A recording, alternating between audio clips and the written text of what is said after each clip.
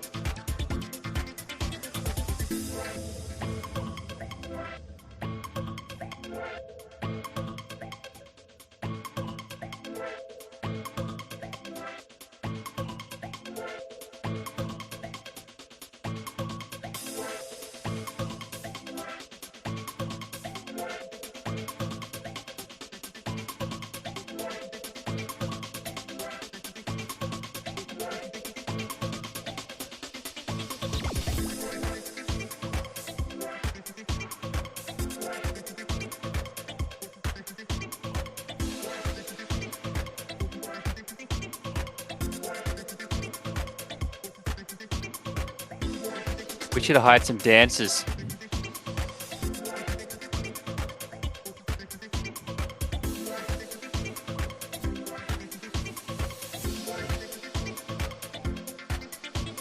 Not sure if they can hear us now. If we can, that's.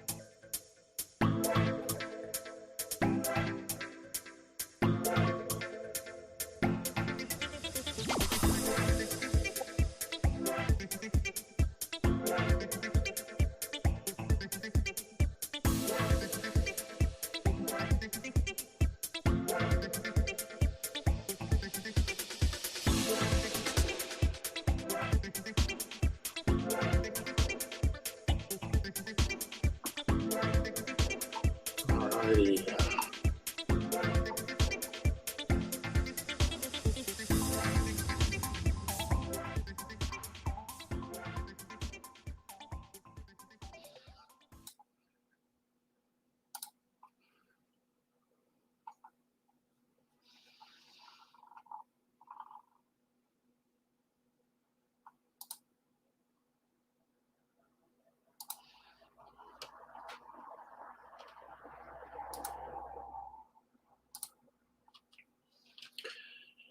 So, hopefully I'm not muted.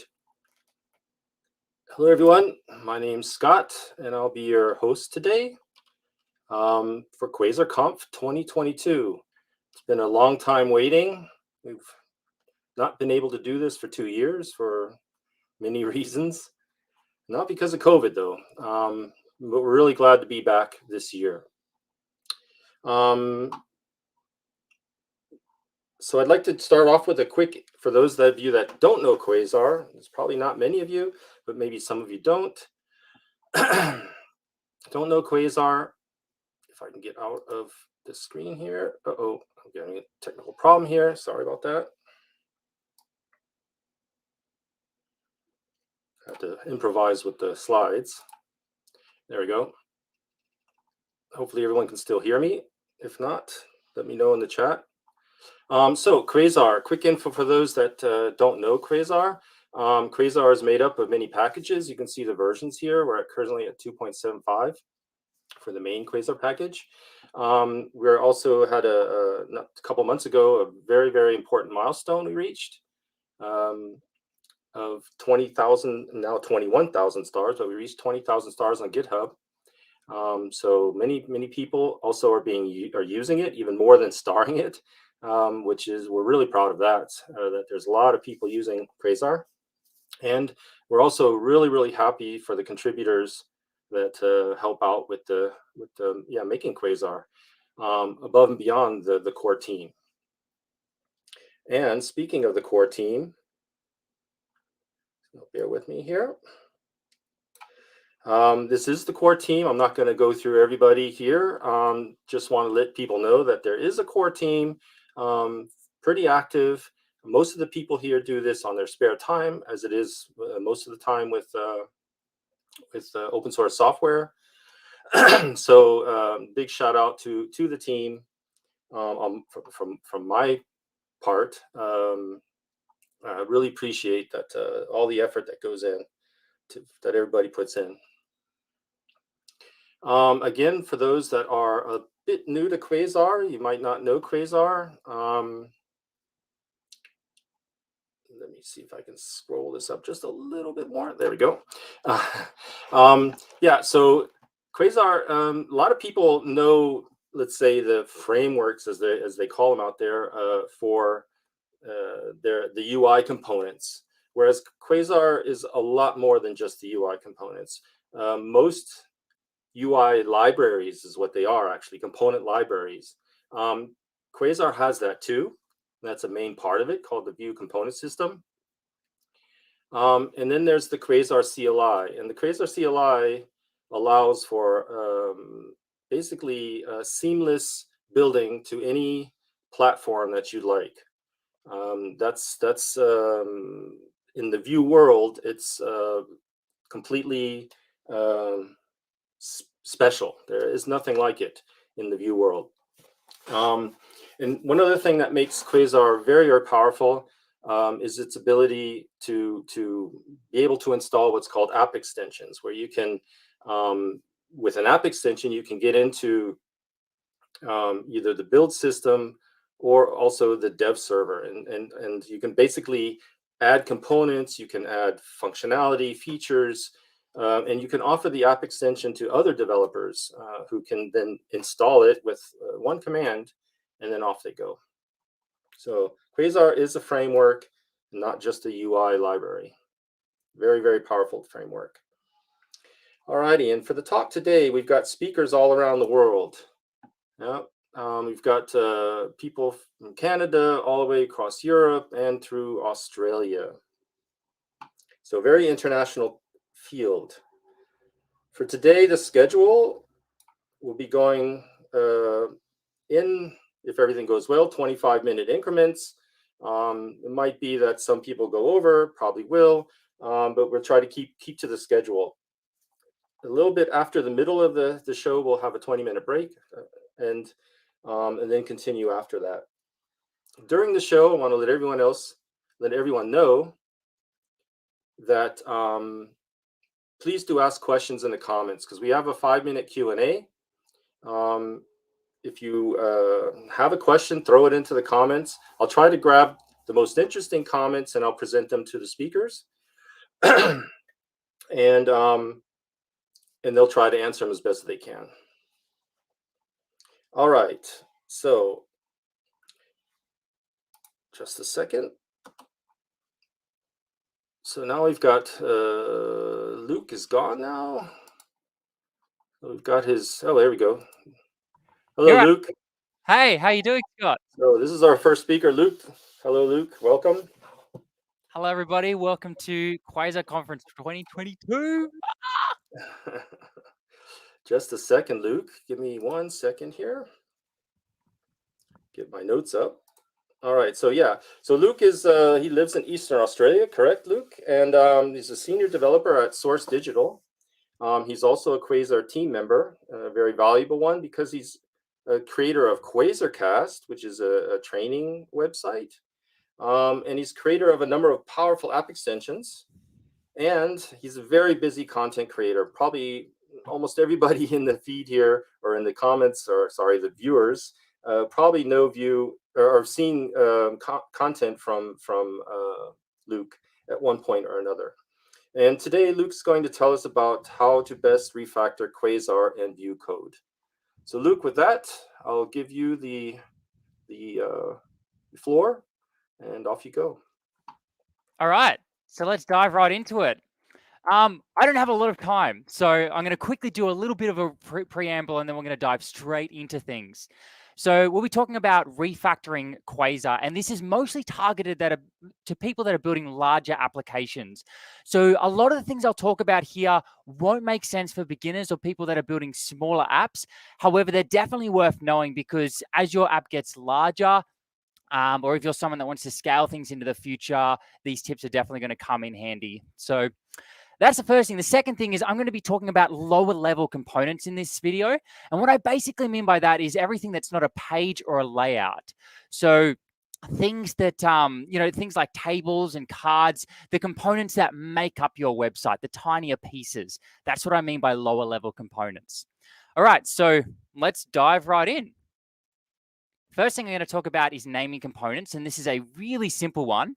I've just got a page here. And inside of this page, there is a comments card. So let's have a look at what this looks like in the code. And here it is here, the naming components page. And then on the right side, I will have the card.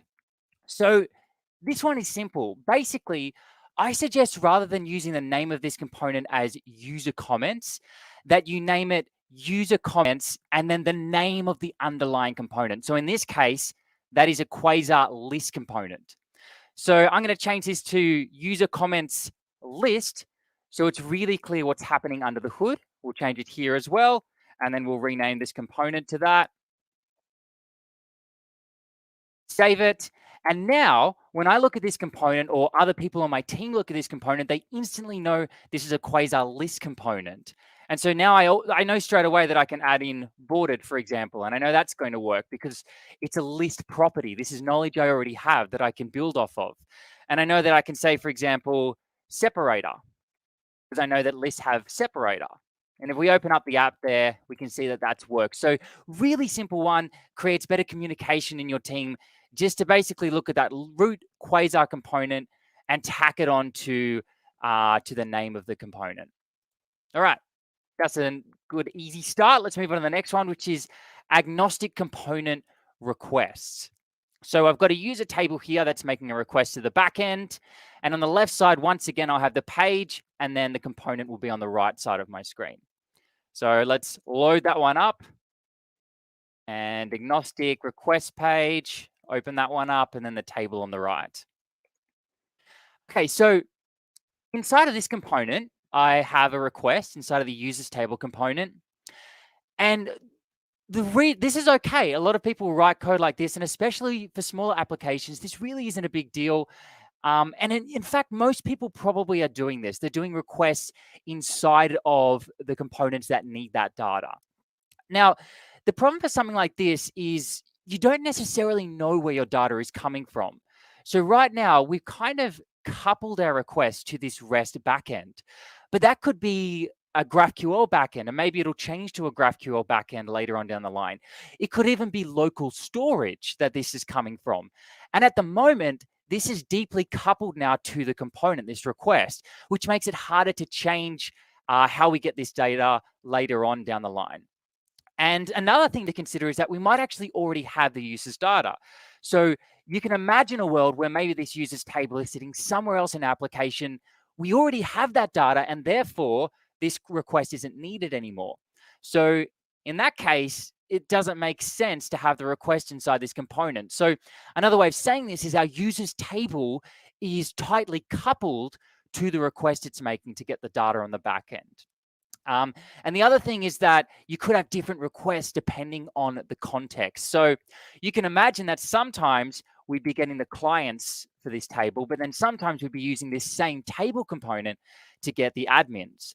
So for example, there might be times where you tack on here $admin is equal to true to filter it to users that are admins. And for that reason, let's go ahead and do a quick refactor of this code. Basically, I'm going to take all of this here, cut it, and then paste it in there. That's basically just all my code that was doing the request and some of the data that was relying on, like our ref and Axios. And the last thing I have to do is then pass those users down into this component. So define props, users. Let's go ahead and make that required. And then we'll set the type equal to an array for those users. Now we simply send them down to the table. Users is equal to users, because once I've fetched the data, I assign it to this users variable. And let's see if that still works. And it does. But the cool thing about this code now is that it's that little bit more decoupled from the request. All right, let's move on to the next thing. So we've got here agnostic components in relation to global state. This is pretty much the exact same concept, but with global state. So here we've got a toolbar, and I'm actually using Pina to grab this person's name out of the global state. And you often get this where the authenticated user's name is inside of global state. This is a very common practice. It's often a good idea because it means you can log in or register a user anywhere in your application, and then you can pull that user's name out of your state and basically use that user's name anywhere throughout your code. However, I would recommend that you don't put that user's name inside of your lower level components. So let's go ahead and have a look at this code. Agnostic from state page, and then the main toolbar.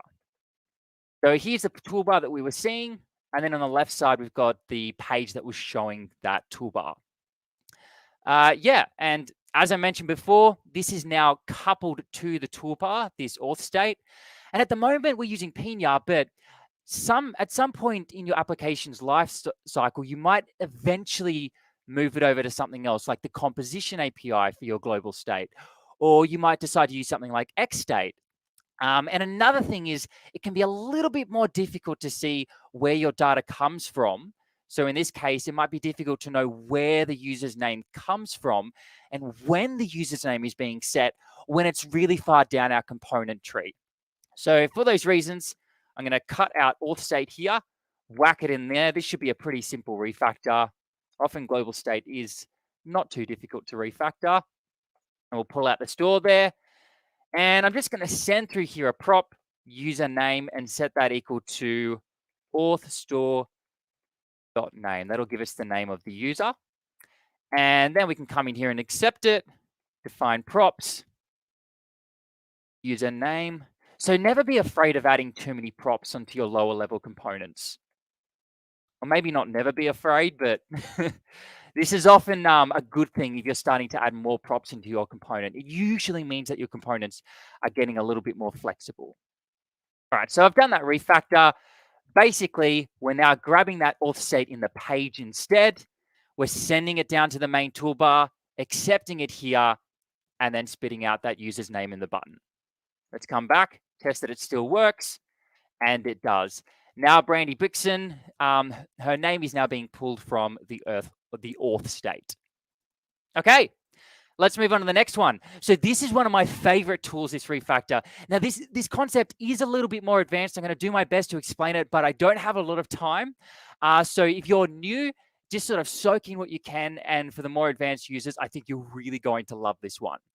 All right, so we have a page with a form in it. Let's have a look at what the code looks like for that.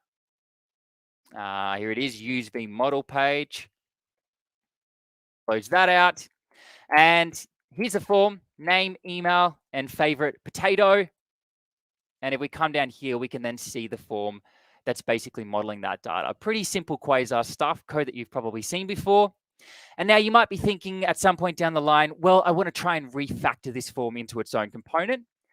So we're just going to do it here for now. We'll create a new file called register user form.view. And let's open that up on the right side and start refactoring this code. So I've got a snippet for a template there. And the first thing you'll probably do is go ahead and grab this form and just paste that code in there. So now we can use it by saying register user form, and thank you, Voila, that's going to auto import for me. And what I'd like to be able to do is say v-model is equal to form. So I want the form to be here on the outside, here on the page. One of the cool things about that is now I can do my request on the page rather than inside the form. So ideally, I want to be able to model the form on the component like this.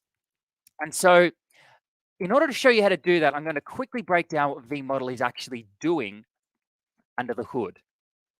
So let's pull that out of there, comment it out. What v-model actually does is it passes through this model value property with the form starter. And what it also does is it says, hey, I'm going to listen for this @update model value event. I'm going to listen for that event. And when I hear it, I'm going to say, hey, let's take the new data from that event. So new form, and then we'll set form equal to new form. Oop, make sure that's a function. So this is what v-model does. This is how v-model works. It sends the data down to the form, and it listens for when that data changes and then changes it when it changes. So hopefully that made sense.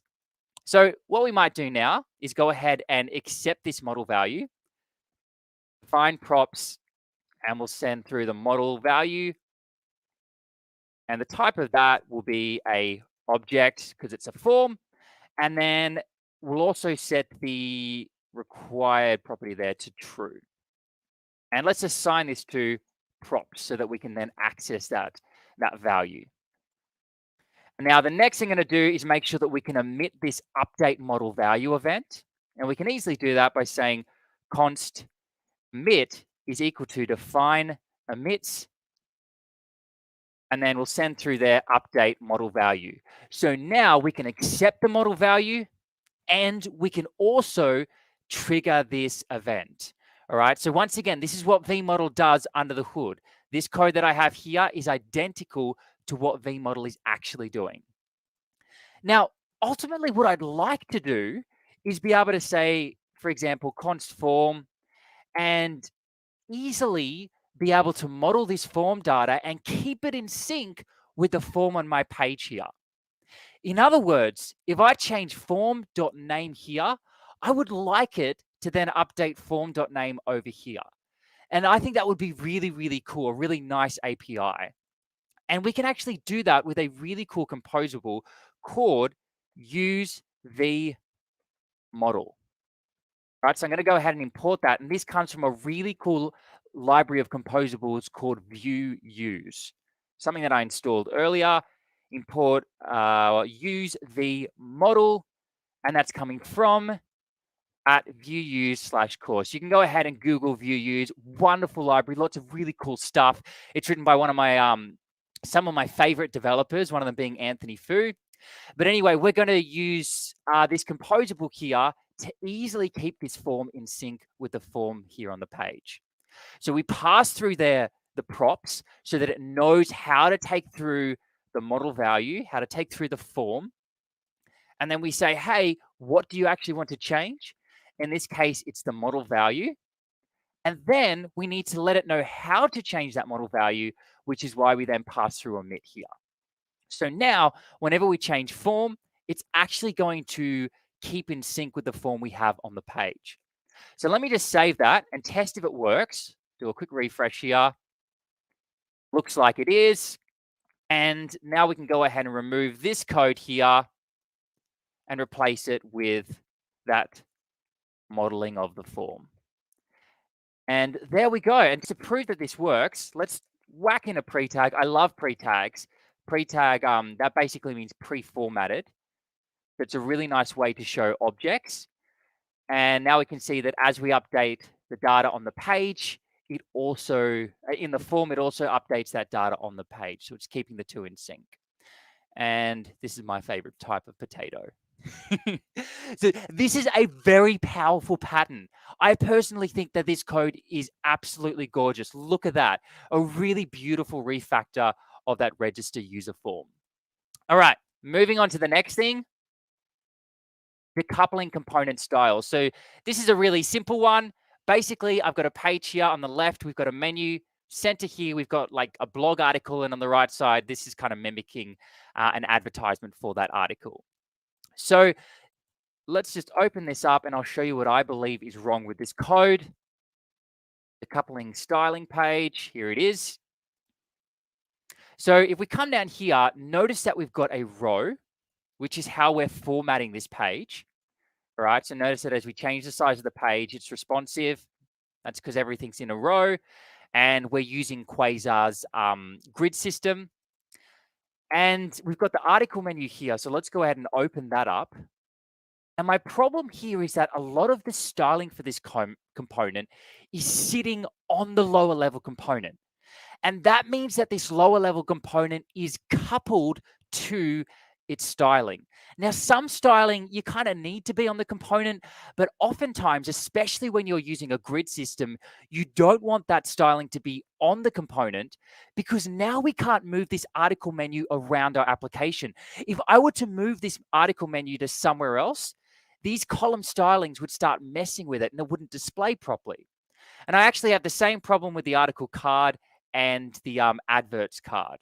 So let's go ahead and just cut this and then whack it in here so that we're basically removing the coupling by putting it onto the parent component.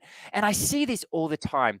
And the reason that I think a lot of people do this pattern is because they're basically just grabbing the underlying code, whacking it into its own component. But when you do that, you might want to think about the styling that it's doing on the outside, especially in relation to the grid system. So let's go ahead and grab the rest of those styles. We'll cut this one, whack it on there.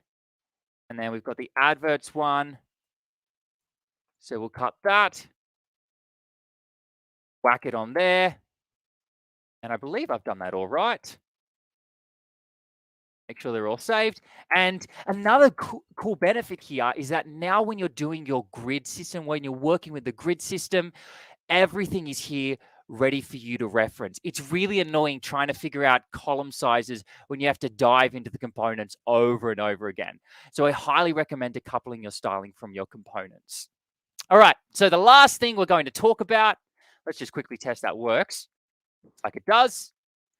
And the last thing I want to talk about is just folder structure. Now, this is a very opinionated. So a lot of you might not agree with how I structure my applications. Totally fine. I just want to get your brain thinking about how you can structure a Quasar app.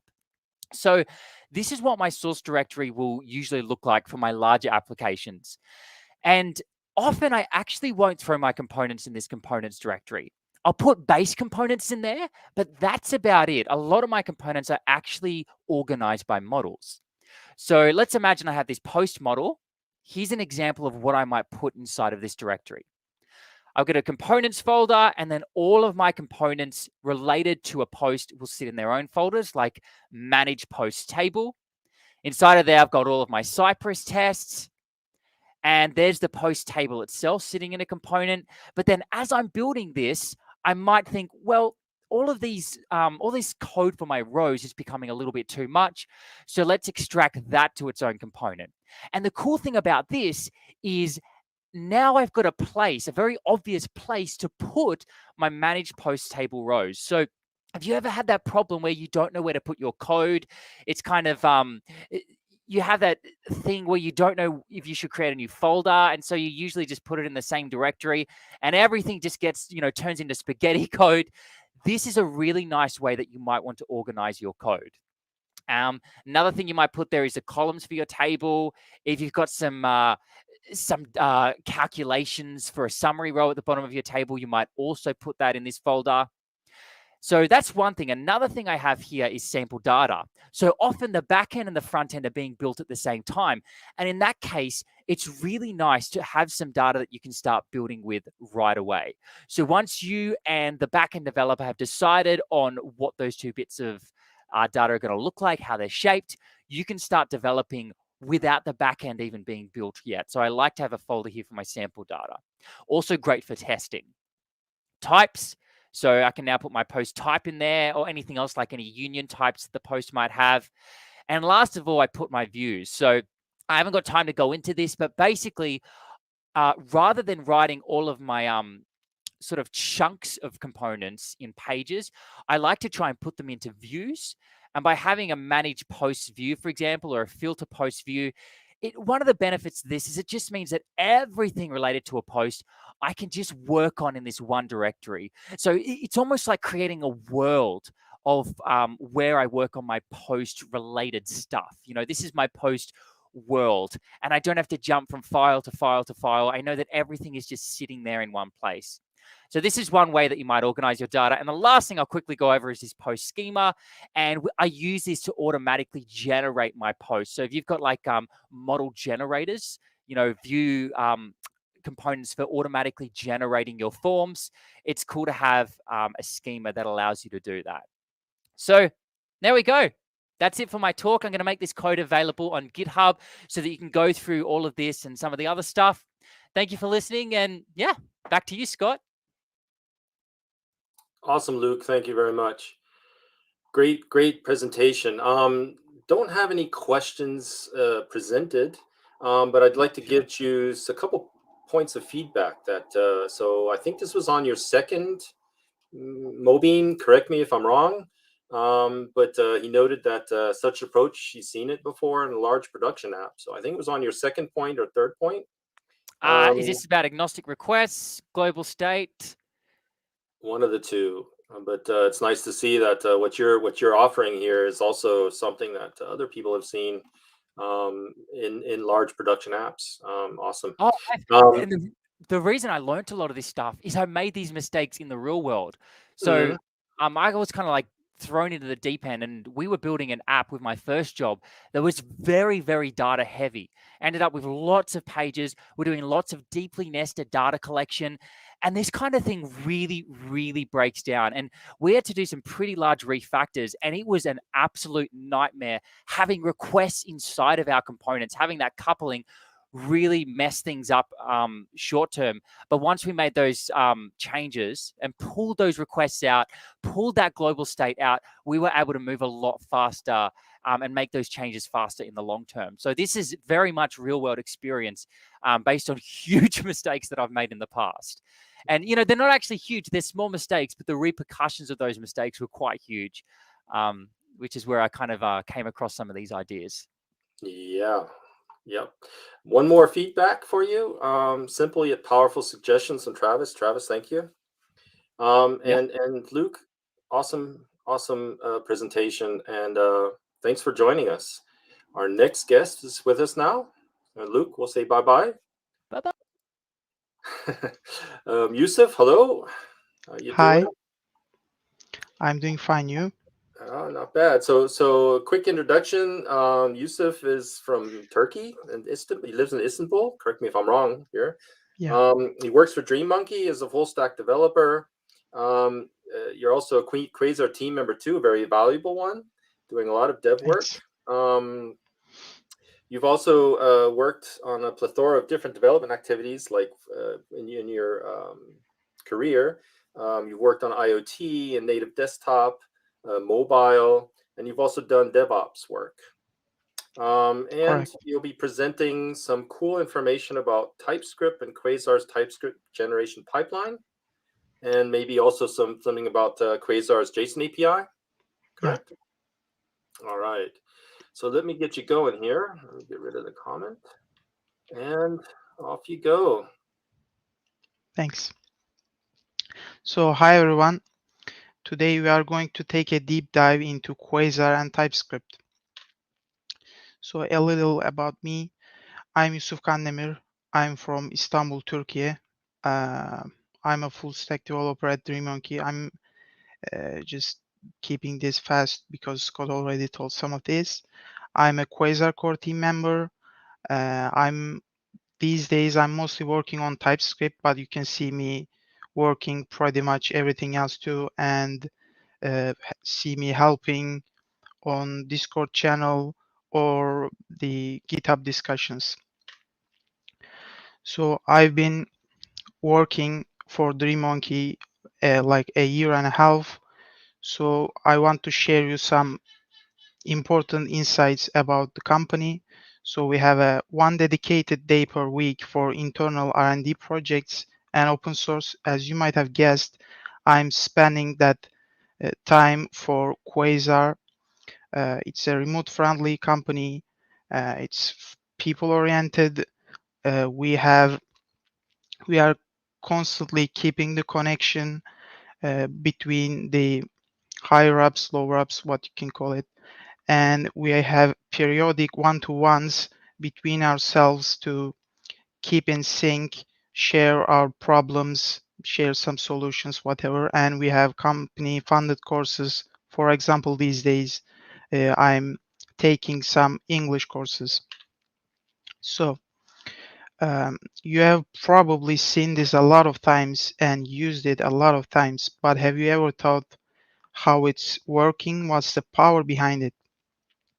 And the answer for that is the JSON API. So the Quasar JSON API is a custom data structure in the JSON format for declaring props, slots, events, etc. So on the left side, we have the documentation API card. On the right side, we have the JSON API for it. So we can see a few different tabs here. The active one is props. On the right side, it is denoted by the top level props property. And we have also some other ones, slots, events, methods, and they are also represented by the top level property names. So the third one is we have some categories right here. They are used for grouping different props and such because there are a lot of them. On the right side, it is denoted by the category prop defined within each entry, and it is set to options, as you can see. So the fourth one is the name for the prop, slot, event, whatever. And on the right side, it is shown by the key. And the fifth one is description. It is one of the most important ones. On the right side, it is denoted by the desk property. The other one is the type of the prop. So in here, for example, it is just array. In here, it is function or string. On the right side, we are representing it by an array, and it has two elements. One is function, the other is string. The seventh one is, since option value prop is a function typed prop, we can declare its parameter types. And on the right side, we have the params key, which contains each option, each parameter of the function, and it also has its type, description, examples, etc. So actually, JSON API is not only powering the API cards that I just showed, but it is also used for auto-generating to power a lot more. So for example, we are generating web types definitions to be used with WebStorm IDE, and we are generating component tag, etc. data to be used with Vector. We have quite a bit of ecosystem tools like ESLint plugin Quasar, and if you are using our Discord channel, for example, you might have seen the Discord Guru bot. It's also powered by this. And most importantly, we are generating TypeScript using JSON API, and we are also using those TypeScript definitions to provide support for Volar. So as I just said, we are generating TypeScript using JSON API, and here are the most important properties of JSON API that we are using to generate TypeScript. In here we have model value. For example, it is the name of the prop on the, it is, as we just said, it is a key, and then it has some more keys inside it basically. And we have the required key, and it is used to mark if a prop is optional or required. In this case, it's required. We have type any, type array. It can have many different types. And in here on a slot definition, we can define its scope type. It actually works the same as definition. These are used to define the nested structures of object types. In here, we have the type object, and we also have a TS type. For example, the type object is not really expressive enough. In those cases, we can use TS type and provide a custom TypeScript class or interface or type, whatever. And then we have type string, we have returns null. So since this is a function type, we can, as we said, declare its params types, but we can also declare its return value as well. In this case, it doesn't return anything. And we can define its params, and we can see type number. These types are converted to their TypeScript equivalents if we don't specify a TS type. So as we said, we are generating TypeScript types, and Volar uses them to provide us some great features. Let me tell about them. So for example, we can write Q-SE, and then it would autocomplete the available Quasar components for us. It's quite useful. And it can, as I said, we can mark a prop as required or optional, so it can warn us if we forgot to pass a required prop. In this case, I didn't pass model value or vModel. It is warning me that I didn't pass it. And it can also provide IntelliSense for props. So as you can see, it can autocomplete the list of props. We can see the possible types for it and some descriptions. And if we would pass a wrong variable to it, it would throw an error to let us know that we are passing it a wrong typed variable. And we have also event autocompletion and IntelliSense. As you can see, it can, when we write at, it can autocomplete the names of the events. It has the type, it has its description. We have also the payload types. In this case, it receives 2 params, and we have their definitions as well. And we can also have slot autocomplete and types and description, IntelliSense in short. And as you can see, we have the possible slot names here and its scope type. Some slots have scope, some don't. So in this case, it has, and we have some description, a suggestion, and the types for it. So this last 2 ones weren't really possible with Vetur. Volar is much more capable of doing this stuff, and we added more types to support these fun, amazing features. So to be able to achieve these great features. We are doing some work under the hood, and let me share you. So we have, for example, a QSelect. We passed quite a bit of model properties, and then events. For example, events and props are declared by the QSelect props interface. We can see model value and it doesn't have a question mark. So this is actually a required prop. It has type of any. And we have the options. As you can see, it is optional, and it also says its default value is an empty array. And for events, events get the on prefix. So it is input value here and it is on input value here. And we have also its parameter type. And we can use the slots and scope types, and it is declared by the QSelect slots interface. As we can see, the prop name is option to match the template and then we have the scope type item props matching to item props. And we have the QSelect here. It is the name of the component, of course, the most important one, and we are augmenting types to let Volar know about these, and we are mapping QSelect to its type.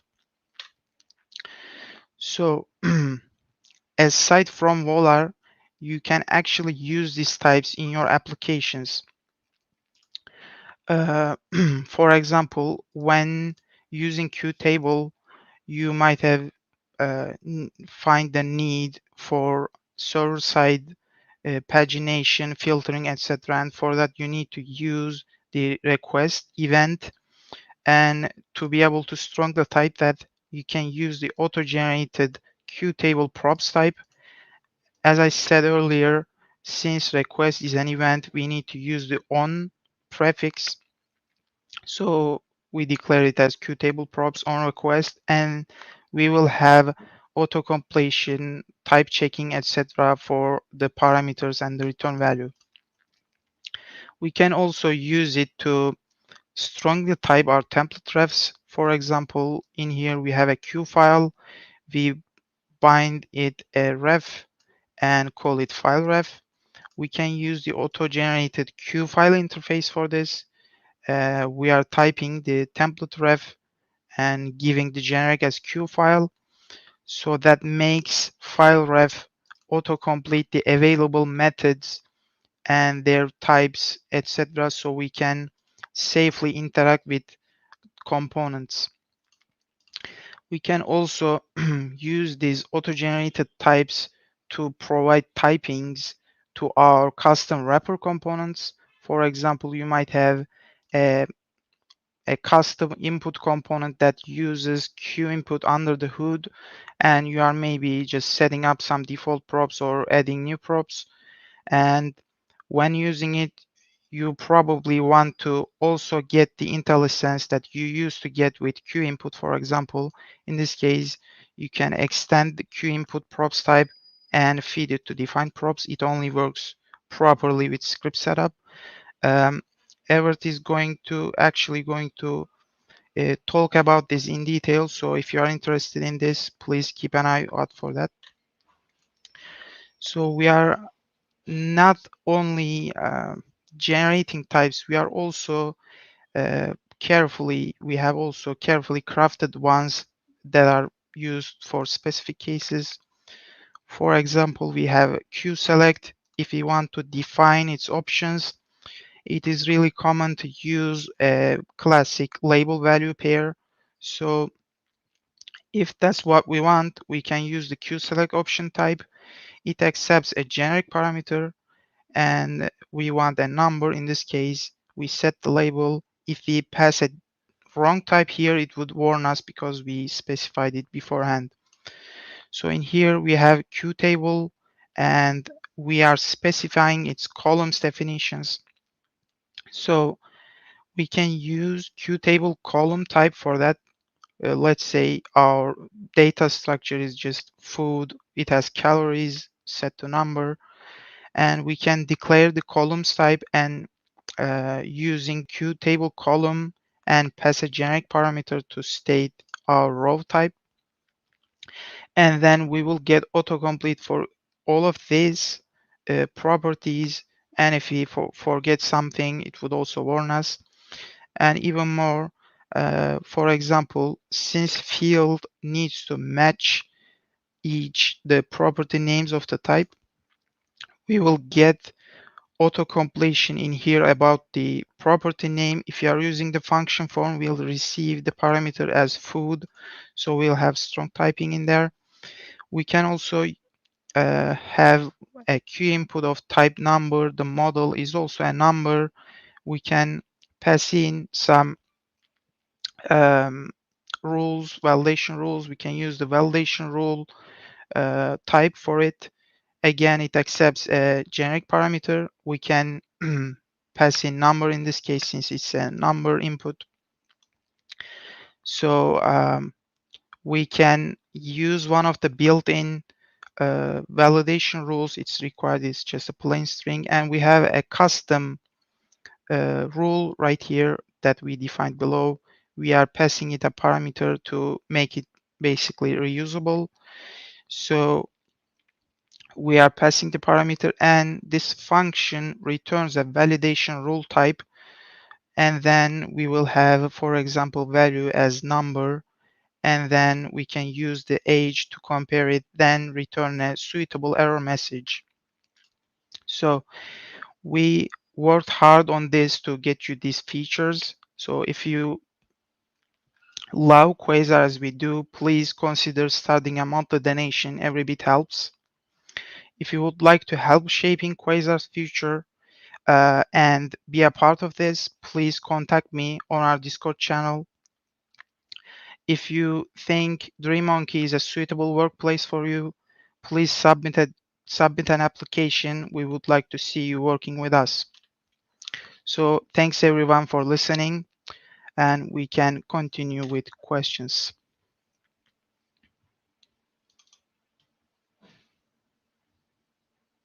You are muted, Scott. Yep, I was on mute. There was one question here. It continued on into discussion, but I'd still like to hit up on it. Oh, that's not it. Sorry. Wait a second. Let me get to the question. Here we go. Thank you, Bruno. He's also one of our presenters. But he asked, is the JSON API generated automatically or manually? And he did miss that part. So I was wondering how is it created to begin with? So since we are specifying like descriptions, the category for it and such, it needs to be manually specified because, for example, we have written the component code and we think it's ready to ship. For example, let's say Q button. We know its props. It is not just the types and names. We need to also write some examples, write some descriptions for it. So we are specifying JSON API manually, and then to reduce the effort to also get the other stuff, as I mentioned, for example, TypeScript definitions, we are using the handcrafted JSON API files to automatically generate TypeScript definitions and other stuff. It is not really possible to do it automatically because, as I said, you need to specify quite a bit of different stuff. But we actually are making some experiments to just declare the TypeScript interfaces and use TS docs, for example, and write the descriptions there since TS docs support it, and use some custom decorators or whatnot. Then using those TypeScript definitions, generate JSON API, and then using that, we can also do the rest. As we said, we can use the JSON API as the common contract between everything. And since TypeScript is more capable than JSON API, we can do that. We are making some experiments with it. We are not quite sure if we will go with that. Thanks for the question. Okay. Another question, also from one of the presenters today, and then from the team, but interesting question. Does typing the column fields also work inside the template when you're using the body slot? Actually, no. I mean, you would need to, as the body slot and some slot types are more built towards like any and stuff, it can't really pick up the columns definitions you provided. But again, this is kind of related to the answer I gave. So, for example, if we were doing TypeScript first, then JSON API second, we could have full control over the TypeScript definitions. So we could have, for example, picked up the columns type as a generic parameter, and then using that, we could provide uh, different types into body slots or functions, etc., to get these strong typing things everywhere. But at least you can just specify your variable type and then uh, you reference that in your template to override the type. That's the only option at the moment. Cool. One more question. We have a little bit of time. This is from Abdullah, and he asks, are you planning to add generics for component types?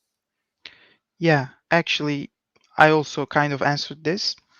Uh, Again, since we will have the full control over TypeScript definitions, we can write everything we want. This includes generics, and I think generics would really help with, for example, things like QSelect, where you can have like multiple, and your your model will be an array. You can have different options types. You can use emit value, etc. And like you have a lot of different possibilities for the model. For example, if you are using generics, that would have made it so much easier and safer to work with these, and you would also be able to use them on slots, events, everything possible. So we want to, but we are currently still experimenting with these technologies and consider if we want to do that in the future. Awesome. So Yusuf, awesome presentation. Thank you for your time, and talk to you later. Thanks. Bye. Bye-bye. Thank you, Yusuf. So Harry, hello. Give you a quick introduction here. So Hi. Harry is from India. He lives in Chennai. He's one of our guest speakers. He's the co-founder of Crazy Buddy Technologies. He's also tech consultant and a developer with over 20 years experience. And he's been using Quasar for the past 3 years. And you're going to be introducing a case study of how Quasar helped with your company create an academic platform built with AWS and Feathers JS in record time. Correct? All That's right, correct. Harry. Yeah. Awesome. Maybe turn your mic a little bit down. It's a little bit loud. Okay. All righty. So off you go. Thanks. Is this fine? Yeah. Okay.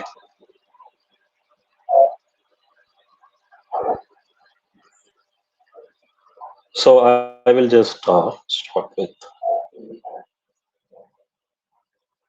introduction about myself. I'm exploring, learning, and contributing in the field of software and software product development for around 22 years now. I co-founded Crazy Buddy Technologies in 2019. Crazy Buddy, our primary focus is towards the development of software products and software as a service platforms, from ideation to development to deployment and beyond. We are also into concept prototyping, microservices development, cloud consulting, etc. Uh, what I will be covering in today's talk, I'm not going to cover or deep dive into any development tips or design patterns or related to tools. Rather, I will be covering on how Quasar helped us in rapidly developing software systems with its slick ecosystem and a strong component set and extensions. So this is basically for those who want to connect with how we can make use of the extensive set of Quasar components out of the box. And we may not realize how strong these components are, and I will from what I will be showing, you might be able to connect with things, and that might be helpful in your endeavors. So I will just go into our actually after we have been exploring the universe of libraries and frameworks, both view based and vanilla JS based, including Vuetify, Ionic, Vue, Framework 7, Buffy, Tailwind CNSS, etc. Actually, we finally decided to rely upon Quasar as our primary framework for front-end and hybrid apps development. From that point, whenever we have a say on the tech stack in the projects that we are involved in, we always recommend to choose Quasar as the front-end framework and build tool. So Quasar is our primary front-end framework and build system, basically. So how did we ended up here? What made us to go with Quasar? I'm not saying that other frameworks are inferior. With all due respect, each of them has their own pros and cons. In some cases, for example, Tailwind has a great UI component set targeted towards e-commerce and shopping cart development. But from my perspective, Quasar has a more complete and comprehensive ecosystem. With its slick CLI and its tight integrations with Cordova, Capacitor, and Electron, we can develop hybrid applications peacefully. And with its out-of-the-box support for Vue 3, Weit, Webpack, TypeScript, internalization, test-driven development, and a lot more, it makes any developer's life extremely, easy and peaceful. With its vast, strong, and extensible device and form factor agnostic UI library, it's just a piece of cake to develop any use case, develop UI for any use case. I will be sharing with you some of them in the next few minutes. And with its variety of in-house and third-party app extensions for both tooling and components like QPDF Viewer, the Q Calendar, etc., we thought that we will just go with Quasar as our go-to framework. And with its time-effective and best-in-class support for single-page applications, server-side rendering, progressive web apps development, mobile apps, desktop apps, and browser extensions, we were not able to compare it with any other frameworks out there that provides this best-of-the-class support out of the box. So we decided to go with Quasar. And it also has a very healthy community that keeps up with the trend and the adrenaline rush. So these are the reasons that we have taken a decision to go with Quasar as our default platform. And whenever we have a say in the tech stack, as I previously said, we recommend Quasar. But we also do, respect the customer's choice, and we align to their requirements. But most of the case, almost 70 to 80% of our developments are based on Quasar today. So I will just give a short introduction about a platform called MyOS. This is an academic platform, a connect platform for educational institutions, students, recruiters and corporates, trainers, training agencies, and investors. Basically, students are the center of are in the center of this platform ecosystem, and then all other stakeholders are around students. So basically, trainers, recruiters, and investors and educational institutions are all are spread around the students actually.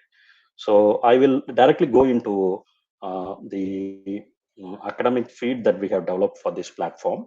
It only took 2 weeks for us to complete this platform. I will just show you a glimpse of how it looks. So basically, this is the login dashboard for a student in this platform. I'm just showing you from a staging environment. So basically, you can see that this is a test student. That person has 93% of profile score, and this is just a dashboard. I will just jump right away into the profile section, where All of actually almost 100% of this interface you see here is Quasar and a little bit of CSS. So maybe there are few components that we have used. Those are view-based components and other third-party JS libraries, third-party JS libraries, but they only contribute 5% or something. So basically we have this profile builder. So where the user can add their basic information, education, qualification, and personal statement, and all their information here. Once they have added the information, you can see that it also generates a profile strength. So you can also see that it has generated the profile strength, and it allows us to add, for example, if I want to add an additional language, I can just go and add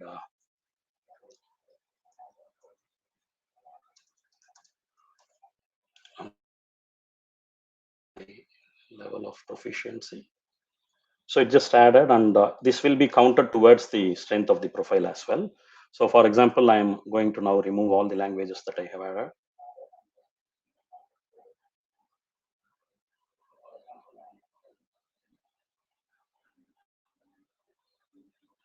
You can see that my profile strength got reduced now.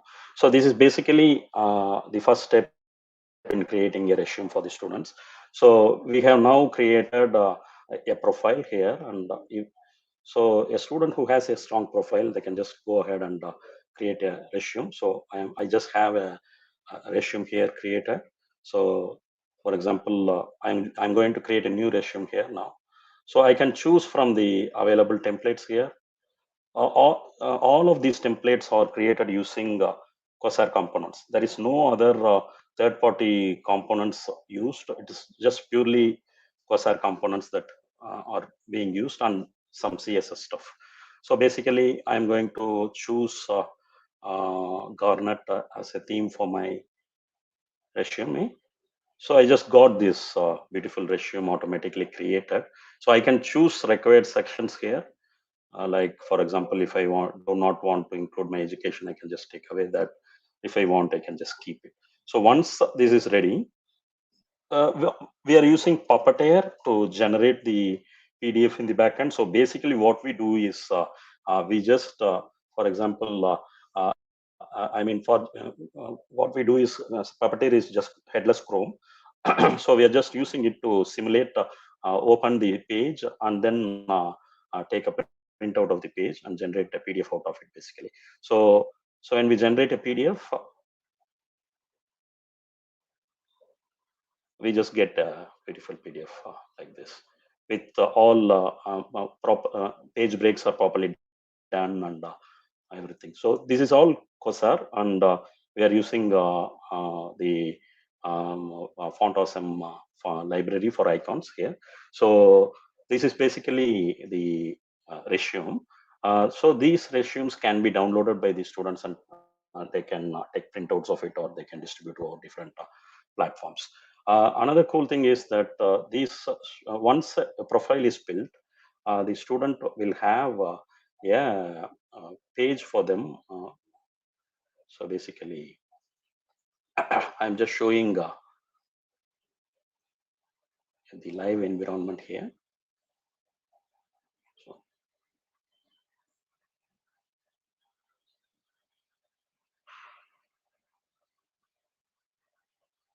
sorry.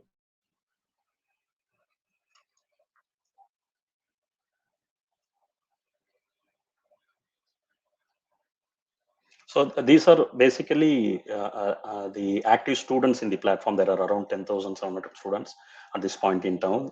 There are around 25,000 students registered in the platforms, but only around 10,000 are active, basically. So for example, if I open a profile, I will see a page here. So this is a publicly shareable page. They can share this page in their Facebook, or they can just use this as their page. This page is generated out of their profile, basically. So all of this is basically Quasar components. So what we have done here is basically so we have the Q skeleton. Sorry, I think I have the slides mixed up. But basically, this is this has the this uses Puppeteer, AWS SDK, Feathers, JS, and MongoDB, and it uses Q card, Q rating, Q chip, Q badge, Q linear progress, Q radial progress, Q carousel. Basically, most of the components that Quasar offers is being used by this resume builder. And I will just show the academic feed now.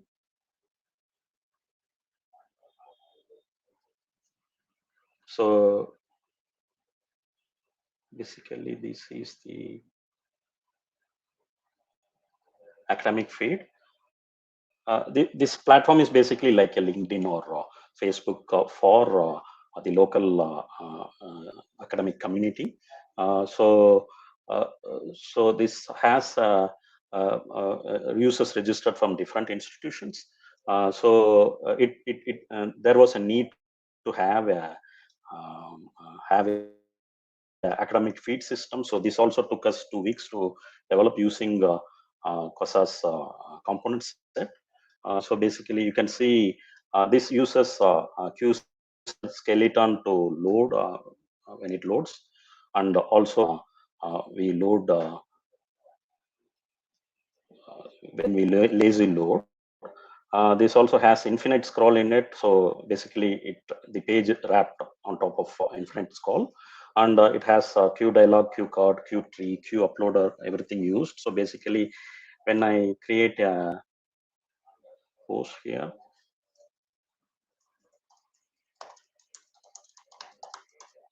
you can just add an image.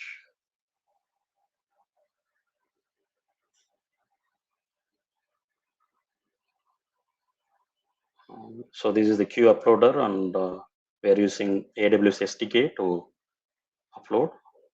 I can just choose the target audience. I can just choose the community, or I can drill down, and so this uses Q tree, drill down on a particular department. So I'm just going to use the community and save it and post it. So we just have posted. So basically, we can also paste any YouTube video or any image or link or text here, and we use YouTube's player API to control the to control the playing and the stopping of videos based on the intersection. We used Quasar's intersection library to identify which thing to stop and play, and then to stop and play the video based on if we play other video, the playing video should stop, things like that. We have used YouTube's player API to do that. So this is basically the academic feed, and this also has possibility to filter by the institution. If a student is looking only for posts from their institution, they can do that, and they can further filter it based on the students, faculties, mentors, and admins, and they can also filter posts by recruiters. So this has a lot of models. I'm not going to go into it further. This is just a glimpse of what we have been able to achieve using Quasar. This is basically this academic feed and resume builder. It took only a month of development for us. Basically, the initial release had only the feed and the resume builder in it. We were able to launch a beta version in a month's time. So that's how quick we were able to achieve the results, and then over the course of more than a year, we were able to develop the complete platform, and we are still adding features to it. So this is basically how we developed academic feed and resume builder for this platform. So I am quickly going to show you another example of creating dynamic forms, basically. So it took just one week for us to build this kind of a dynamic form system. So basically here you can see we also have skinning and all here. For example, I'm just going to sign in as an admin for this platform, for this institution. And you can see that this has settings for branding and all. So whatever is being set in the branding and here it will be reflected throughout the system. So basically, if I change the color, I'm just going to change any random color here. So I have changed it to green now. So you can see that I have, so I now have that color here, basically. So we have this cool skinning, and I mean theming. We have achieved this theming in almost just few hours time. We were able to achieve this. This dynamic forms is basically users can define a form like this. So they can define the sections and form fields, and based on the form field, I mean sections and fields defined over here, users will get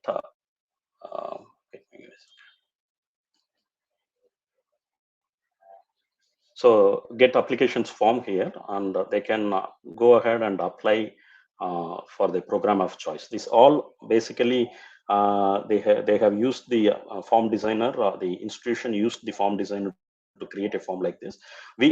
So for them to create this form, it took a day, but for us to create this system, the whole system itself, it took just a week with a couple of resources, basically.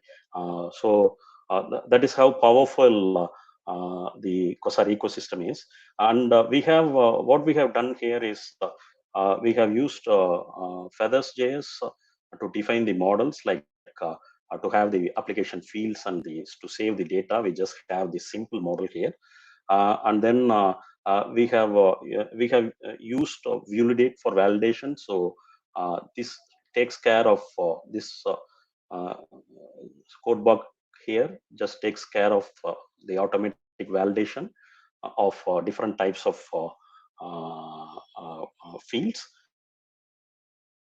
So basically, to achieve this, I think it is commendable that Quasar made it possible for us to develop this in a week's time. So also this has the integration with payment gateway, so users can dynamically set if a form needs payment or not. So for example, in this case, this is a paid application form, but in this institution, all applications are free, of course. So basically, these are what you're looking at is real data that users are applying to it. So these applications do not have any payment information because there is no payment gateway integrated for this. But in this case,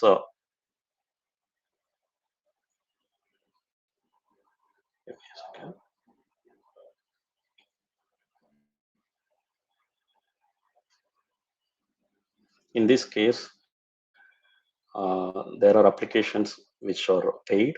Previously, they made it as free application. Currently, they are charging a small fee for applications. So basically, these applications are visible to them, and they can look into different data and mark the application, and they can enroll the students into the system. If they want, they can just take a printout of the application form. So we are also introducing templates that they can choose from for this print also. So basically, this whole system we were able to develop under a month's time, and this particular application form feature, the dynamic application form feature, we were able to achieve in within a week's time. So this is one achievement that was possible only because of Quasar. And last but not least, and I would like to cover that we have used what technologies we have. We have used Quasar components, a lot of Quasar components. We have used CSS for theming, and we have used Vue Lottie for you would have seen the image animations there. Those are Lottie files. And then we have used the P library. We have not used QUploader here. We have used a different library because users have to take their use their mobile phones to take their selfie and upload it in the application form. So we have used OP library and feathers and MongoDB. That is basically the stack. We use Reusable in this particular application. And last but not least, our website.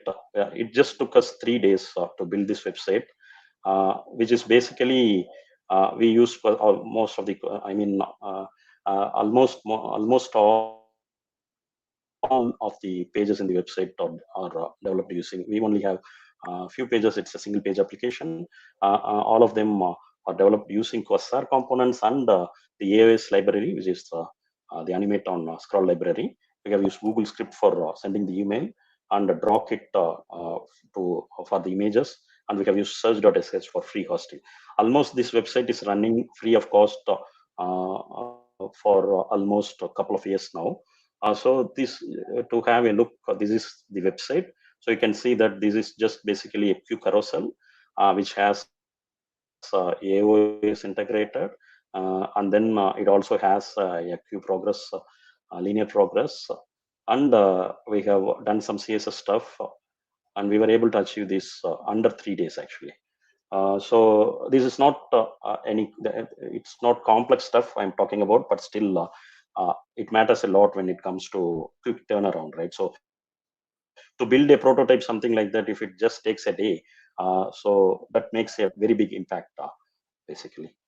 So I'm not going to take much longer of your time here.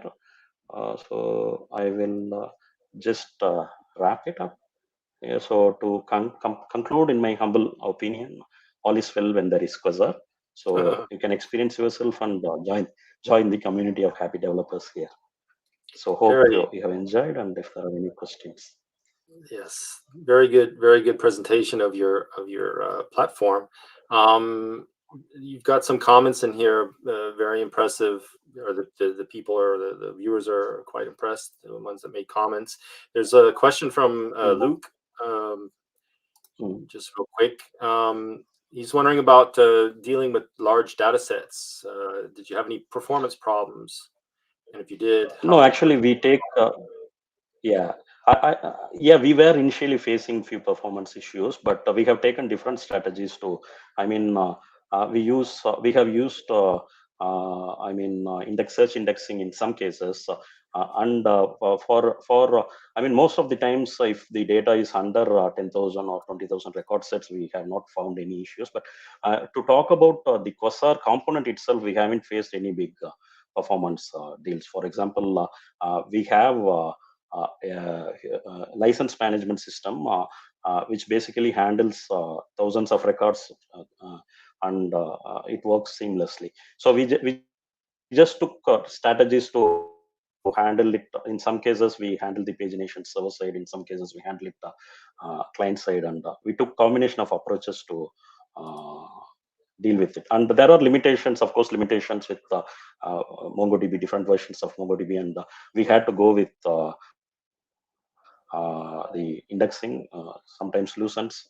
So that's how we overcame the performance issues. If there are any particular question, I mean, you can just throw it to me offline. I can. Just one more question. There was, your yes, backend is quite extensive. Is it also mobile friendly?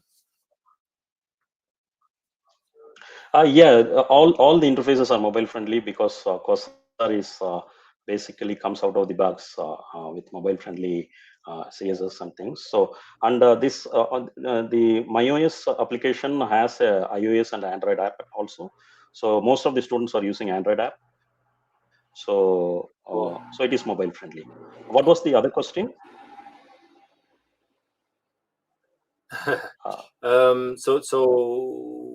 So again, you're getting lots of feedback. Very impressive. Great job.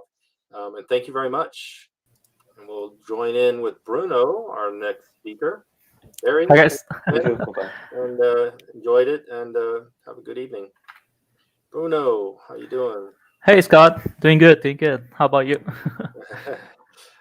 So just quick intro. You live normally in Zagreb, Croatia, but you're currently in Portugal. Correct? Exactly. Yeah. I'm a guy that I don't stop too much in, always in the same place. I'm like always moving around. Cool. So you're a guest. You're not part of our team, but thank you very much for speaking at QuasarConf. You're the co-founder of Codoto, Yep. a different kind of meetup software. So that's interesting. You're also mainly a front-end developer. You've got 8 years of experience, and you're also PHP developer. You've had experience of 6 years with PHP. Yeah. Exactly. And you're going to be showing us how to more effectively work with forms using TypeScript and Vue's composition API. Yep. All right, with that, I'll leave it to you. Hey, perfect. Thank you very much, Scott, for the introduction. And first of all, thank you very much for showing up and take your time to watch the QuasarConf today, and especially my talk as well. And as Scott said, I'm going to be talking today a little bit about using composition API with TypeScript to build better forms. So a little bit about myself. As Scott made a little introduction, I'm Bruno Francisco. I work at Codoto as a wannabe front-end developer.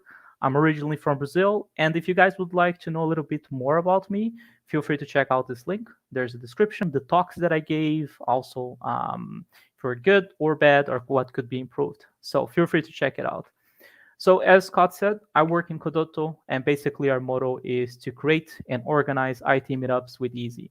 So imagine that you would like to attend meetups of JavaScript, React, whatever you're into, even Quasar, in your region, you can actually create groups and meetups, and we give you a lot of tools.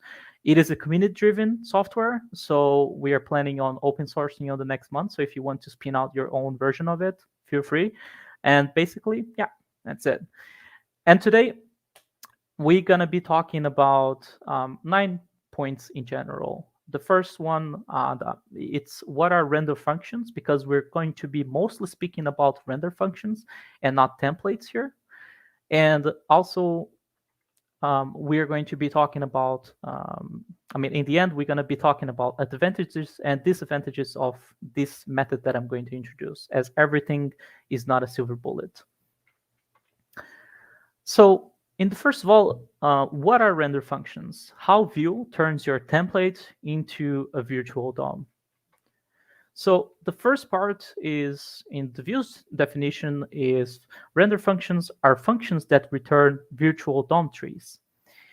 And in a chart, what Vue does is gets on your template, compiles it into render functions code, happens something in the middle that it's not important for us right now. It returns a virtual DOM tree for you, and then mounts and patches the actual DOM. So when you write this on your on your Vue files, it's a div with an h1 inside with another node, and you are actually going to get this, just a function that is going to return a div and an h1. I'm actually joking. This is not actually what you get. You get this. And what Vue does here, it's basically to create the, it optimizes a lot of things under the hood so that it's much faster and more optimized your templates. So what is Composition API? Or as it was, when it was being released, it was very well known for becoming a first class reactivity APIs as opposed to a second class as the options API. So the Composition API, as Vue said again, is a set of APIs that allows us to alter Vue components using imported functions instead of declaring options. And on the left side here, we have the old way of doing things. It's still able to do on Vue 3, but it's more recommended to use Composition API. But on the Options API on Vue 2, Each color of this image on the left side represents a concern or a business need in your component. And as you might see here, a lot of this business logic or concerns are distributed around your component. So if a new developer comes, it's really hard for him or to her to understand exactly what's going on. And in this case, we're not even including mixins here, which was very hard to work with. Composition API, on the other hand, on the right side, you can see that the colors are grouped together, which means that the concerns and also the everything about the component is grouped together. So it's much easier for me as a new developer or anyone working in the code base to understand better. So what are the advantages of Composition API? Better logic reuse, smaller production bundle and less overhead, more flexibility, code organization, and the most important one for me, better type inference, and you guys are gonna see why later. So what are composables? How we can group our logic into reusable pieces of code? Well, in the context of Vue applications, again, by Vue.js definition, a composable is a function that leverages Vue Composition API to encapsulate and reuse stateful logic. Stateful logic being the most important part of this phrase. And if we look at the use counter, for example, this is a very simple composable where we have here our counter itself, the business logic, how we're going to define this counter, how it should be incremented. And from this composable, I want to get a counter and the increment counter. And I can reuse this logic in my entire application in all of the components. So also, it's important to note that across my many years of experience and also contributing for open source, this is not a composable. Because inside of this method, after register user, function, we do not have here stateful logic. We just have very simple two methods, two functions that are doing, it doesn't matter right now, that could be abstract outside of this composable and be used as helper functions. So let's create our first composable, how we can abstract usable logic into a composable. First, let's take a look at a very bad example. We have a page called landing page, and imagine that someone came to you and said, hey, we would like to track the mouse positions of a user in a certain page and do something with it. Really doesn't matter right now. So this seems like a logic that you are going to need to reuse in the entire application. So in this case here, we have a landing page, and we're defining a component. On the setup method, we are basically tracking the mouse position with the function update. And on mounted and unmounted, we're going to add an event listener, and we're going to remove the event listener on unmounted. So if you go to the next component, which is the register page, exactly the same thing, same business logic, same everything. So we look at this too, and we say, what if we could move the logic of tracking the mouse to a composable? Well, that seems pretty straightforward, and it's one of the examples in Vue.js website. First of all, we can define the composable as called useMouse, the X and Y position, the function update, and again, the life cycles of onMounted and on unmounted to add the event listener and remove the event listener. And in the end, we're going to return /expose our managed states because the component only cares where the position of the mouse actually is. And reusing our composable, our component becomes much simpler. It becomes much easier to understand exactly what you're trying to do, and you do not have duplicated logic across two components. So what are the best practices for composables? And the Vue team recommends these ones. So the first one is starts composable with use, the word use. If you use that, the next developer that comes, he or she will understand right away exactly what you're trying to do. And it's going to become much clearer that this composable itself, it is to do something specific. The use unwrap to unwrap your arguments when passed to your composables. And also important that you use the return refs instead of reactive, because using an object will cause the object to lose reactivity when destructured. And the last one, and for me personally, where I work every day with SSR applications, use unmounted hooks. And which means that instead of if you provide a library to someone else to use, you're not going to be trying to manipulate the DOM when there's no DOM to be manipulated, especially on server side when you need to hydrate the pages. So why, the question, why abstract forms into composables? Why not create components, 2 or 3, and so on? Why we took the decision of abstracting forms into composables at Codoto? If we look at these 2 images, they are basically on the left side, we have a sign-up form. On the right side, it's a sign-up form as well. The only difference between them is that it is the layout. So on the left side, we have an inline form where you're going to get all of the fields. And on the right side, you're going to get the same form, but in a multi-step. So what are the things that both of these forms have in common? Well, both forms have exactly the same fields. The only difference is that the one in the left is an inline, the right one is a multi-step form. The nodes of each form must have all accessibility attributes. We're talking about labels, names, autocompletes, or area labels for people with that can't see or can't hear. Both forms can be used in several places in our application, but the layout might change. So you might be able to allow a user to register on the register page and another user to register when he's trying to join a meetup, for example, or a group. And the most important one, both forms have exactly the same business logic. So abstracting the creation of a sign-in, for example, into a composable. Well, the first approach that we try is to create 2 components. And let's try walk through the mistakes that we did and why we did not take this approach. So first, we create an inline form, a component, that have all of the 4 fields that we spoke about. The first name, last name, country, city, and so on.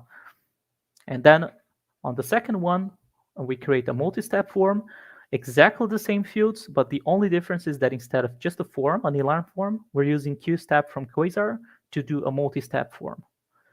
Well, if we look at both of these components, there's kind of like a problem here that we're disrespecting the dry principle. We're having the same inputs in both of these forms, and if something changes in the future, we have to add one more filter. Business side and also tech side will need to keep track of how many forms do we have that are actually using this. We could use TypeScript inference to understand where it's used, but it's time consuming. So the second approach is, should we create a component per input to solve this very problem that we saw? It seems a bit overkill for it. And can we use slots, more specifically one of the high order components? In some ways, really doesn't fit in this scenario. If you do have an idea, feel free to hit me up. So the last option that left is to explore creating a composable to hold our form. And over here, basically, it is the composable that we create, extracting those fields away from it. And we have an interface with all of the fields that we spoke about. We create the composable saying use create user form. As a parameter, we pass a reference of a user that inside is going to contain the object user here. And the inside of this composable, we're going to be doing 2 most important things. The first one is declaring a fields that it's the record, for those of you guys who are not aware, is just describing how an object should like, the keys and the values. And the most important part here is we're using the key of user, which means that this object needs to have all of the keys of this user. And as the values, it should return a function that returns a vnode. And basically, our inputs are always in the same place.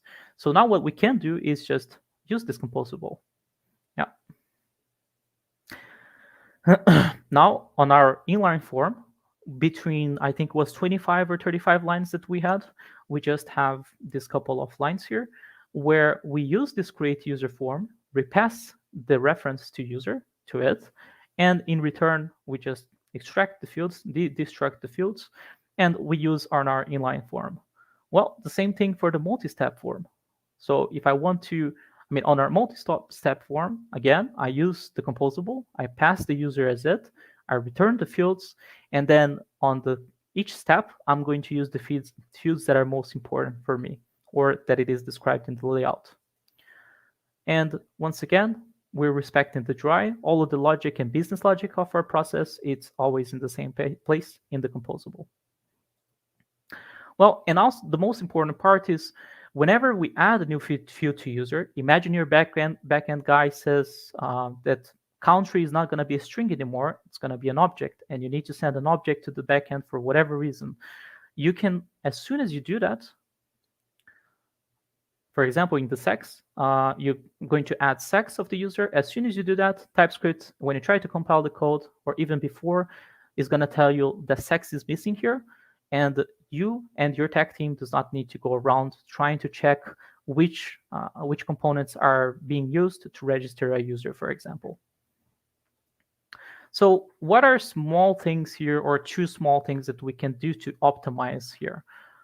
The first one is the anonymous functions that we are passing on update model value. We can simply extract it to our own composable so that every time that a renders happen, you do not have to redeclare a new function. Very, very small optimization, but not really that important. But the most important for us is defining the business logic, where you have rules, for example, where you say that the first name and the last name must be strings and must have a maximum of 255 characters. And this is using the rules from Quasar itself. And later down the road, if a developer comes and say, hey, Bruno, we would like to first names, we're not using 255 characters, we're only going to use 50 from now. You don't have to change in a lot of places, only in a single place, and it's going to be reflected in all of your components that are using this composable. So how abstracting forms into composables have helped us, and what strategy helped us here in Codato? Well, first one is we're able to create simple forms faster. Simple forms being the very important words here, because you guys are going to understand in the next slide why. Our business logic for certain forms are in a single place. You have a new developer comes, there's a new signing form. He forgets to add one logic place into it. QA doesn't need to check that again because it's already stored in a single place. We're able to represent the same form, fields, in multiple ways, grids, inlines, multi-step, hiding one type of one field or 2 fields in whatever sense, and so on.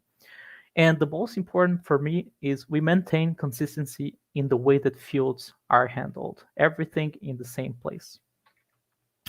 And as I said, not everything is a silver bullet. Everything has its trade-offs, and we need to be very conscious of what this trade-off brings if you adopt this approach in one of your projects. The advantages, of course, are form creations are much faster. So next developer again comes, he doesn't need to implement all input fields by himself. It's already done for him. He just needs to copy and paste, let's say like this, or use the composable. Components are much smaller since forms are stored in a composable. Gives back a good development experience since he doesn't need to know all the business logic that is going on and so on. It's much easier and better for him to develop. Abstract the complexity that sometimes comes with certain forms. As you can imagine, in the composables, you can have a lot of business logic going on. So you can store all of that either into services that it's going to be used on the composables or the composable itself. And the last one, business logic stays in a centralized place for the form. And we respect the try principle, which is don't repeat yourself. And of course, the disadvantages comes as well. And this method is not suitable for big forms. I highly advise anyone doing a big form, use a store, for example. Complex business logics leads to composables, and the composables can get big. And on Vue.js website, one of the recommendations from the developer or the core team is to not make composables too big. And one important one as well is mixing concerns. Usually you always hear to separate the concerns. And in this case, we are mixing user interface and business logic in the same place. But for us, it is a rule that we disrespected, but it has brought good things in this specific term. And the last one is passing records by reference. In this case of the example, we had the user as arguments to a composable. You need to have discipline, because since it is a reference and then you can reference all the way 3 levels down, 4 levels down, you as a team need to be disciplined not to overuse this compose and create a chain reaction, and then you don't know where exactly things are going.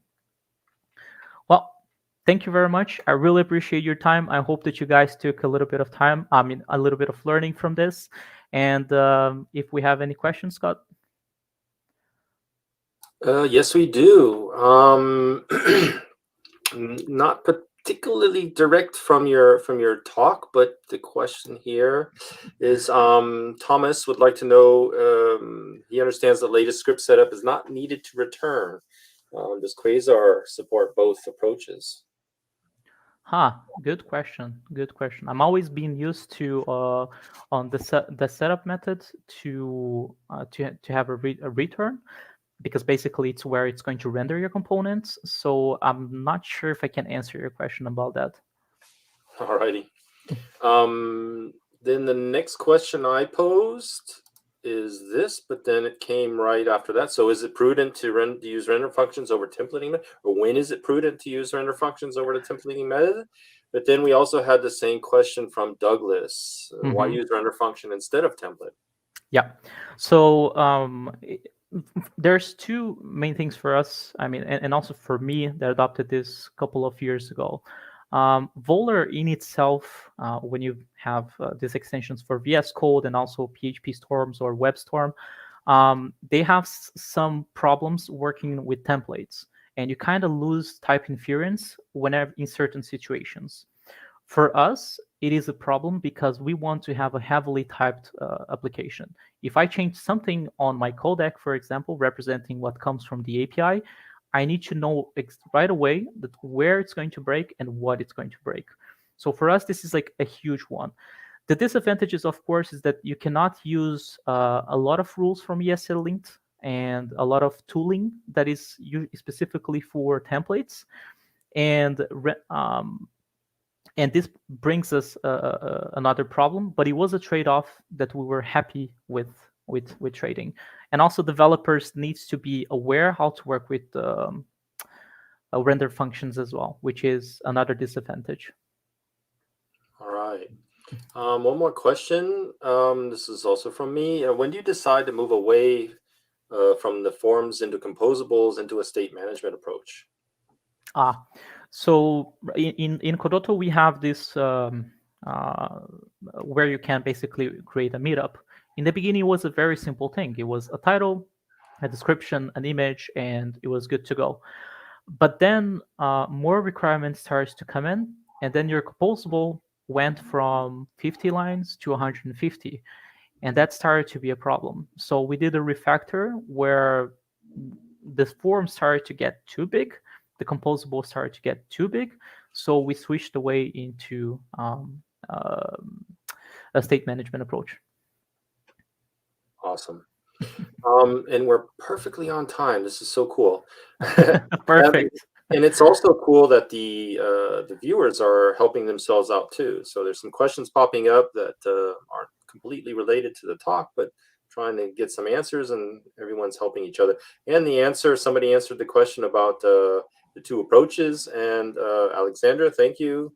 He says yes, Quasar does. I'd imagine that too, because basically it's Vue under the hood, so it should be supporting both concepts, return and no return from the script setup. All right, Bruno, thank you very much. Let me pull in Bart here. Bart's thank you very much.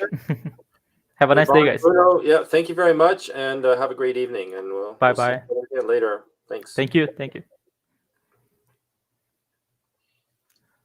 All right, Bart, How you Hello. doing? I think I am unmuted. Yeah. Yes, you are. We can hear All right. you. So Bart, you live in Belgium, Zonhoven. Hopefully, I said Yes. that right. Zonhoven in Dutch, but yeah, that one. Okay. You're part of the Quasar Insiders team. Just so everyone knows that's viewing, Mhm. we have our team, and we also have, let's say, busy community people who we take out into a special community, if you will. We call it the Quasar Insiders, and Bart's a part of that. To become a Quasar Insider, you just have to be very active in the community. We'll notice that, we'll see that, and we'll ask you at some point to join us or join the Insiders. So you're the owner of Code Coaching. You've been a front-end developer, mainly working with Angular, but have recently moved to Vue. Yeah. And Quasar, obviously. You also worked with PHP in the back end, so you have that experience. And your talk today will be about Quasar theming. And Bart showed me a little bit of this talk, and it's I don't want to get expectations too high, but it's pretty darn interesting. Yeah, and so this tool is basically something that someone can add to get on the fly theming into their application. Yeah, indeed. So let me hide this question here. It's not anymore. Yeah, so Bart, you've got the floor now, and off you go. All right. So first off, to answer the two-way approaches, my project is without the script setup. So yes, Quasar works with both approaches. And then, yeah, look at the script setup. I don't have it, so you'll see examples of both. Yusuf was talking about the JSON API. That one is something I'm going to leverage as well. I made a separate tool to extract some of the properties that we will use for our teaming. And then Hari talked about feathers in the backend. I also use feathers.js in the backend for code coaching. And I also noticed that we were talking about Volar. And something I noticed going from version 36 to 37, let me make this a bit bigger, is that you got an error because now it does do template verification of your TypeScript stuff, and you need to add JSX preserve. So that's one of the quick tips there. And then Bruno was talking about trade-offs, and indeed, I'm going to show the teaming implementation, but it also has its trade-offs. And later this talk, later in this conference, Evert will show wrapper components. Those will work with script setup. So that would be an alternative approach to the one I will be showing now. So I'm not using wrapper components, but instead I'm using the Quasar components directly, and I'm binding properties directly on there. But we'll get there. I'm going to start off with how Quasar does theming. So Quasar, by default, provides this SCSS file, or if you generate it with different CSS prefixers, etc., it gives you a file with some variables. And these variables, you can pretty much change these. It will recompile, and then you'll notice that here, the button in the top right, it uses the primary color, it changes color. But the sad thing about this is that you need to predefine the colors, then it needs to compile, and your eventual build will have that color available to work with. What Quasar also does is it provides a way to have dark theming. So here you can see that I'm toggling. And what that actually does under the hood, behind the scenes, if you go look at the body, now you can see it has the class body -- light. If I toggle it, you'll see it has body -- dark. So this is how Quasar will know whether or not to apply a dark theme or not. With that knowledge, you could do light and dark specific styling. So let's say that without any subclass on it, or you could even specify it to be body -- light. I usually leave it off. So this is applied when it's light theme, and then when it's dark theme, we'll override this. So what we'll notice is that when we have a light theme applied, the background color is blue, and when we go to dark theme, it will be deep pink. So you can see that we can have specific styling applied whether or not the dark mode is enabled. What I use this for on code coaching is that I, on dark mode, lower the brightness of images. So when you have white images, but you have a dark theme, it will be pretty bright. So I lower the brightness. This is one of the tricks you can do with the knowledge of how Quasar does dark mode. But that's still not what I want to talk about. That's just the basics we need to know. I'm also gonna revert this one. All right. So what I actually want to get into is what if we want to let the user define the theme or even the whole look of the application. So I exposed this page to the users. And this page, it basically lists all of my components that I use. So it has my custom components, it has the Quasar components that I use, and it has the properties that are on there. And what we can do now is we can easily switch themes. So for example, this is the basic Quasar light theme. I can go to the Quasar dark theme, or even the one that looks a bit like my editor called Synthwave. And we get, this is just a starting point. So I'm going to go back to the light one.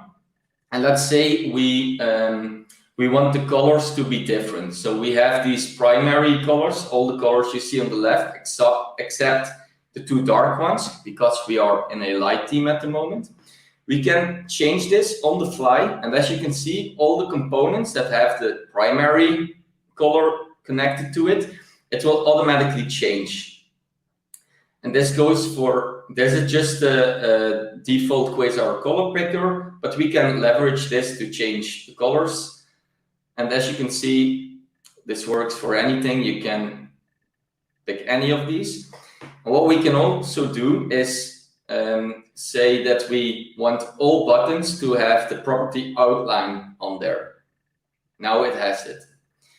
And to prove this, I can go back to home, and you can see that these buttons already are in the outline mode. So then I provided a way to sync the properties. For example, my custom component has a property called dense. I can click this. Then also the Q button has a way for making it dense. And as you can see, if I want all the components to be in the dense styling, I can just say, okay, synchronize these props, toggle it off, toggle it on. And now all components that have this property called dense, they are all enabled. So immediately I change the whole way my application looks and feels.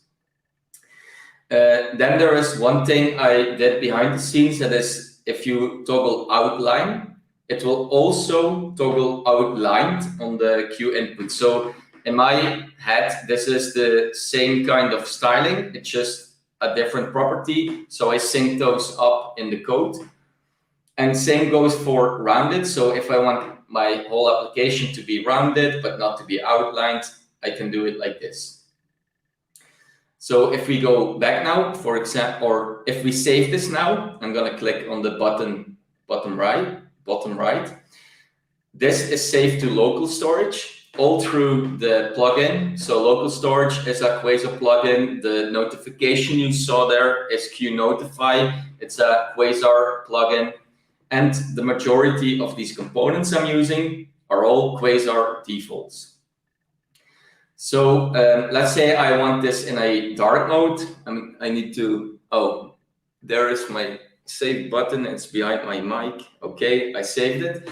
So now if I go back to home, you can see I have a dark mode application with all the choices I picked. So if I go to here, you can see the color is red. If I go to the details, you see a green one, a red one. If I go back and they say, okay, the negative one should be like a light red, and I think it was this color, the primary one. Let's make it blue. I'm gonna save it again. All right. Then I go back. If we go to the details, you see it's immediately applied. If I want this to be in the light mode, I can change it here, and boom, we have a light mode. So how did I get all of this working? Because this doesn't work out of the box. So one of the things, if you have an old project, the dark page variable is not in this file, but I've opened a pull request, it's merged in. So in a new version, this will be available out of the box. But basically, these variables, they get set into CSS variables. So if I go here, you can see here, these are all CSS variables. And if we adjust these, you can see they do change on the fly. And this is what I leverage. So Quasar provides a way to set the CSS variables. Let me quickly check here. So I have this team service, I call it. So as Scott said, I have an Angular backend. There we work with services instead of composables, but it's the same thing. It's reusable functionality. I have this way of teaming. So the 3 default teams available, I defined here. So I define whether or not it's a dark team. I define the colors. At this point, I only have the Quasar colors in here. But as you can see in the TypeScript typing, I said you can add any other key. So for example, if you also work with a brand color, you can just add it here and it would work. Quasar would then make it into a --q brand, and you can use that in the application as well. And then I keep track of an active team. The active team is the one that is rendered, and each time something changes, I just change the active team, and I basically run this toggle team function. And for each color, I use the set CSS var, which creates a Quasar a CSS variable from the Quasar colors. I'm not going to go too much into detail for this code, but here you can see that I say that outline and outline should be the same thing, etc. This is all part of a free Quasar course, and it starts from 0. It builds with Vue stuff, then it adds Quasar stuff, then it adds theming. Eventually, it will add internationalization. Basically, the whole thing, every basic concept you need to know, services, composables, it's all in there. I'm going to showcase that at the end of the talk.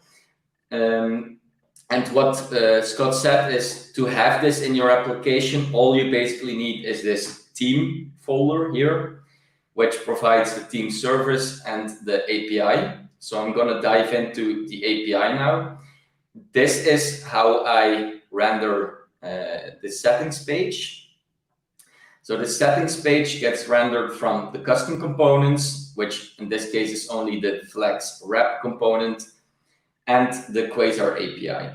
But let's say we also want to add the Q badge. And the Q badge, if we go look at the Quasar docs, the Q badge, and this refers back to Yusuf's talk, the Q badge has this API card, and in this style property, you can see it has the color, which is a string, the text color, which is a string, but the ones we are interested in are the Booleans.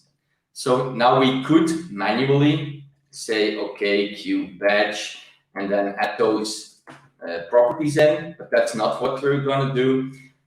For this, I created a simple tool. It's not yet on GitHub, but I'll add it to the tutorial so you can find it there and use it there.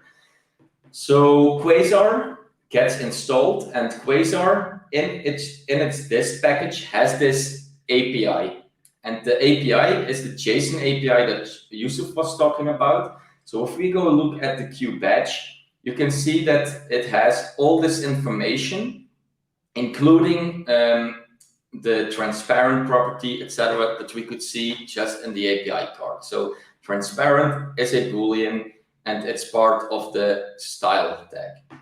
So that's what I'm interested in.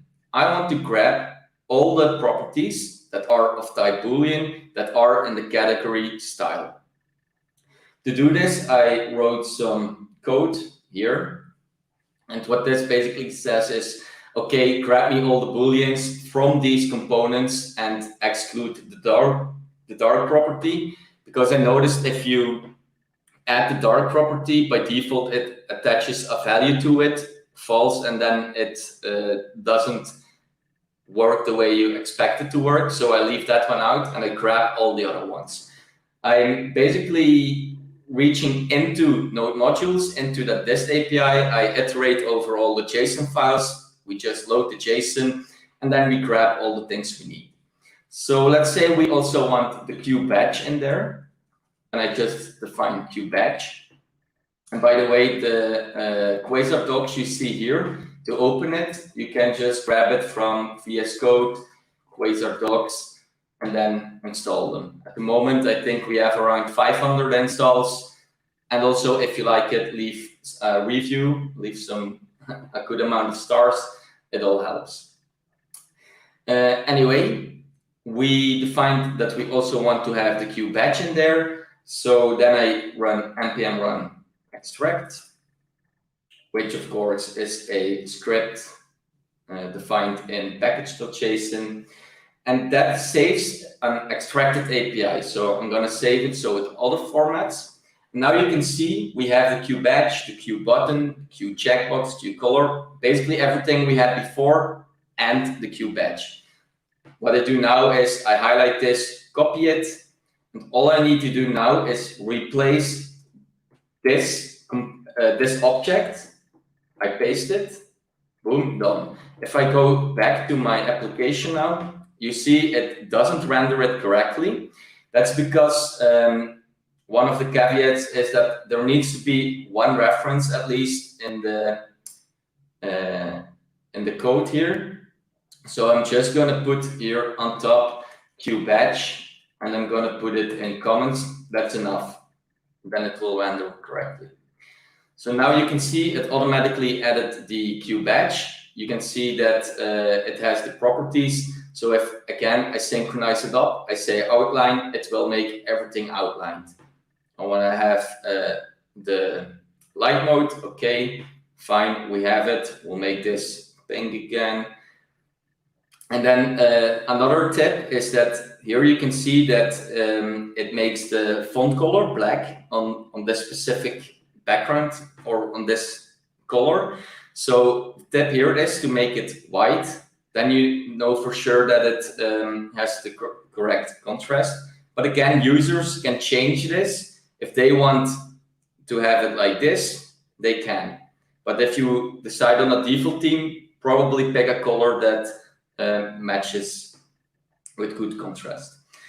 All right, I'm going to save this. If we go look now, you can see again, all of these things are applied. Of course, I don't use a badge yet in here. Let me quickly check. Yes. And here you can see everything is typed with TypeScript as well. And then how do I render this automatically? If I go to the example page, I'll first comment out some things. So if I put all of this in comments, yes, I put this in comments, but uncomment the bottom one, and it will become a bit clearer. So now I only have the buttons and the input rendered. As you can see, it's basically the same thing. I'm going to close this up real quick. Okay. Here you can see I render a default button and I render a button for each color. And I do the same for the input. Because this is the same thing, I use dynamic rendering. So I'm going to uncomment it again. All right. I think I'm good. Yes.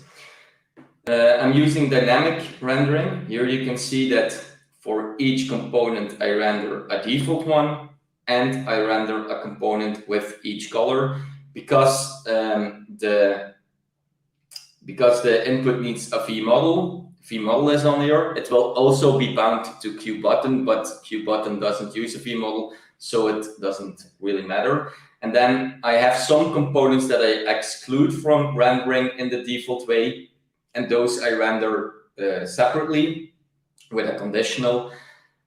And then how do we get all these default properties bound to the components? That's through this get defaults. So what this basically does is it grabs the values from the API, which is a ref, and the ref gets updated depending on which checkboxes we check.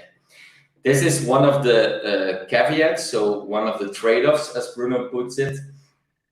We need to v-bind all the default properties on each component. So let's see where I use flex rep in the main layout, for example. What I need to do is I need to grab the team composable or team servers. From that, I need to grab the get defaults. I need to expose this to the template to render it. And then on the flex wrap, I say v-bind get defaults and then the component name. And that grabs all the default values. And then if you want to override something again, for example, here you have the Q button, we can say, okay, use all the defaults, but then we are going to override it and make it round. This, if you put it underneath the v-bind, it will take precedence and you can still override stuff. If you don't want to use the default bindings chosen by the user, you just leave off the v-bind get defaults, and then you just have a normal Quasar component again. I noticed that I hit my time limit. So there are one other caveat is that you cannot use SAS variables, SAS functions. And for that, there are some other things you can do with CSS, which will all be in the post. So how do you get there? You register an account on codecoaching.dev, you go to courses, Quasar Tour of Heroes, and here you can go, you can start from any point. It always has a beginning source code and an ending source code. And then the 7th installment will be teaming. So I still need to make the post, but if you keep that in mind, you can find it there. And also I'm available for consulting work, anything Node.js related, so Feathers.js in the backend or Vue or Angular in the front end. I'm fine with that. Not the page PHP stuff that Scott mentioned. I don't do that anymore. Oh, okay. We have a little bit of time, a couple minutes. There was one question. Maybe this is an easy one. Not sure, but I'll put it in here. So what if the primary color is dark color and you use outline Q inputs with dark mode? Is it a good solution to change primary color to a lighter color dynamically when dark mode is turned on? If you have outlined and it's dark mode, it automatically makes it white. So I don't really know what the question is. Dark color. So the primary color is a dark color. Oh, if primary is a dark color like this, and then you click it, yeah, then that's why you can live edit it. You can see what happens. And also now you see that the dark options are here if you have a dark mode. So you can change this the way you want. And then just make sure that you verify that, okay, it looks okay in here. If it looks okay here, it looks okay everywhere. And another thing for this is that users should be able to decide how they want their website to look. So you don't need to be bothered with what if I take a too dark color. If this is what the user wants, that's what the user gets. They can choose. That's the whole idea behind this dynamic theming and on-the-fly theming. Alrighty.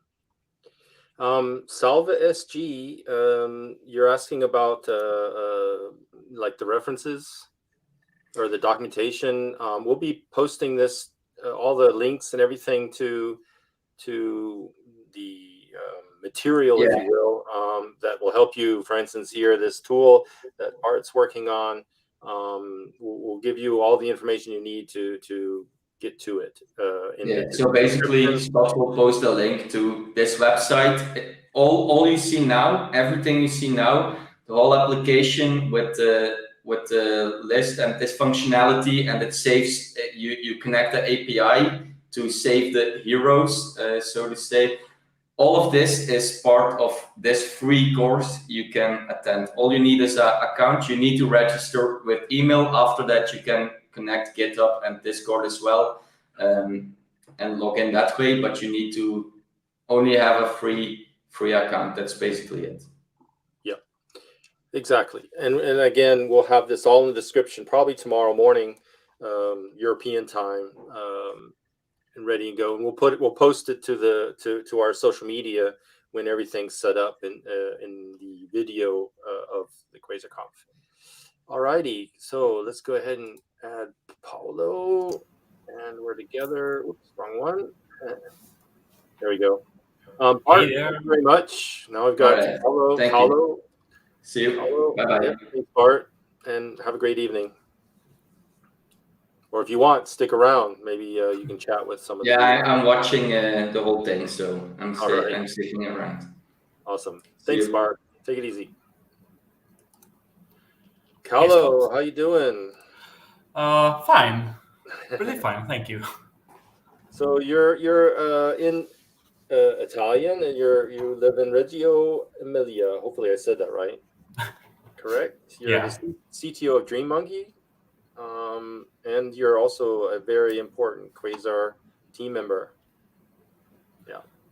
So thank you for that from me.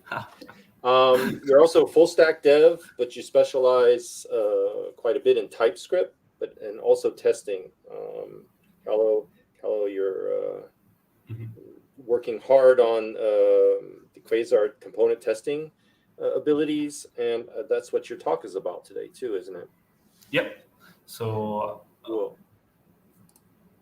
Okay. Let me just, I was just trying out if the buttons work. So today topic is about tip and tricks with Quasar and component testing. So I will skip this part since Scott already mentioned everything inside here. So we, as the Monkey, we got in touch with Quasar in 2020. And since then, we actually thought this is really a wonderful framework for us, and we use it in many different contexts. And it was pretty. We tried to push it to its limit, and we could not find those limits up until now. So we're based in Italy. We make web apps and digital integration for enterprises mostly, and that's why we focus on TypeScript and automatic testing. We are remote friendly, of course, and we offer one day of dedicated internal research and development, a day of research and development or open source.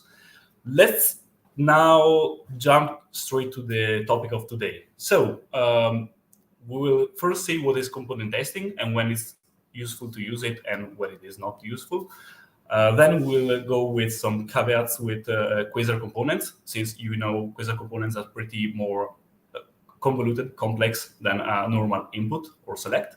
And then we'll move on to some common patterns we saw. We found out while testing Quasar itself and some of other projects we did into Monkey. So, what is it? The component testing. What component testing is? Since the rise of frameworks like Vue, Angular, React, which has a strong focus on singular components in a tree, the testing tooling is catching up. So we had Cypress and Playwright, I think. I don't know if I pronounce it right, but that's more or less the one from Microsoft. which right now release a component testing feature, as far as I know. To us, component testing is a middle, more or less in the middle between a feature and integration test. Usually into automatic testing, everybody has this concept of what is a unit test, what is a feature test, what is an integration test, and so on. From my perspective, the component testing isn't a unit test, since you are testing a whole component which has many different features in it, but at the same time, you are testing that component in isolation. This unlikely means you need to mock the router, the store, so Vuex or Pinia, and all that kind of stuff. Luckily, some of the limitation of Jest, which is mainly meant for unit testing, has been lifted or made easier with Cypress component testing. That's also why we tend to suggest to use the Cypress component testing when you want to actually test your component. Jest is still as Weit as Vitest, which is the new one based on Bit, is still pretty useful for normal unit testing, but for component testing, since now we have component testing, it's probably better to just use it. Let's move on. When do you want to use it?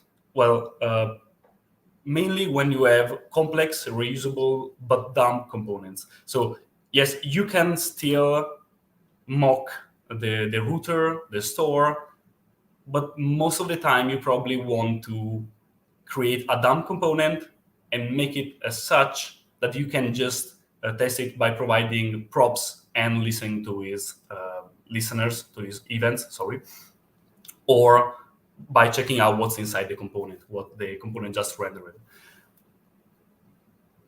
This is, of course, the case with component libraries. And that's why, thanks to Evert, another guy from which I don't know if he already talked or will talk later on, he is the main one behind the addition of component testing. So we did it together.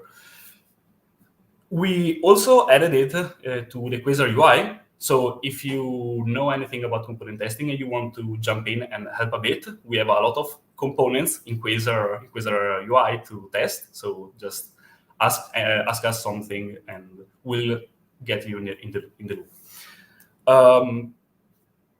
How do you add component testing into a Quasar project? Well, since version 4.1, I think, or 4 directly, it's scaffolded by default. So when you execute the command Quasar xadd and then the Cypress app extension, you will automatically get the component testing or the component testing feature. Right now, what I'm gonna present now is already released as a 4.2. So the thing I'm explaining are new features which are just being released. So let's check out some of the caveats with the Quasar components and why there used to be those kind of caveats. Let's start with the QSelect. The QSelect is pretty complex. It's probably one of the most complex components in the Quasar UI library. There are a lot of problems, especially there were a lot of problems with selecting an option. That's because, as I said before, the QSelect and in general all the Quasar components, they don't really have an underlying input, unless there are in some cases, it may render the underlying input, but most of the times there will only be the component, and the component is complex and doesn't have a real input. So since the Cypress uses the normal select and option tags to work with these commands, in this case select, we weren't able to make it work. Right now, we managed to fix it. If you use the select option, the select command from Cypress, you will now be able to select the option either by label or cardinality. It won't be possible to select it by value because Quasar doesn't actually reflect the value into the DOM. So we are not able to do that. Before we had this, we have this override of the Cypress command. We had to first select the QSelect component and then use the within select menu, which, if you didn't know, it's an interesting helper we added, and which automatically get the current open select menu on the screen and allows you to click stuff into that and do stuff into that context. Another thing I must say is that the Quasar Select has some problems when it comes to selecting it, which is kind of ironic, because all the data CI, especially when using data CI pattern, you will end up getting not the root element, but some deeply nested div. So to overcome this limitation, you can create your own helper, which is data CI select, as you see in the fourth panel, and you have to just select the nearest QSelect from there. This could be useful, for example, when you need to check the status of something into the root of the QSelect component. As an example, the area disabled attribute, or any other kind of attribute which is on the root component. What about the async option? So while creating these slides, this talk, I went over Discord and the discussion on GitHub and tried to collect some strange stuff which people had some problems working on. And one I found out is about the select when the options are async.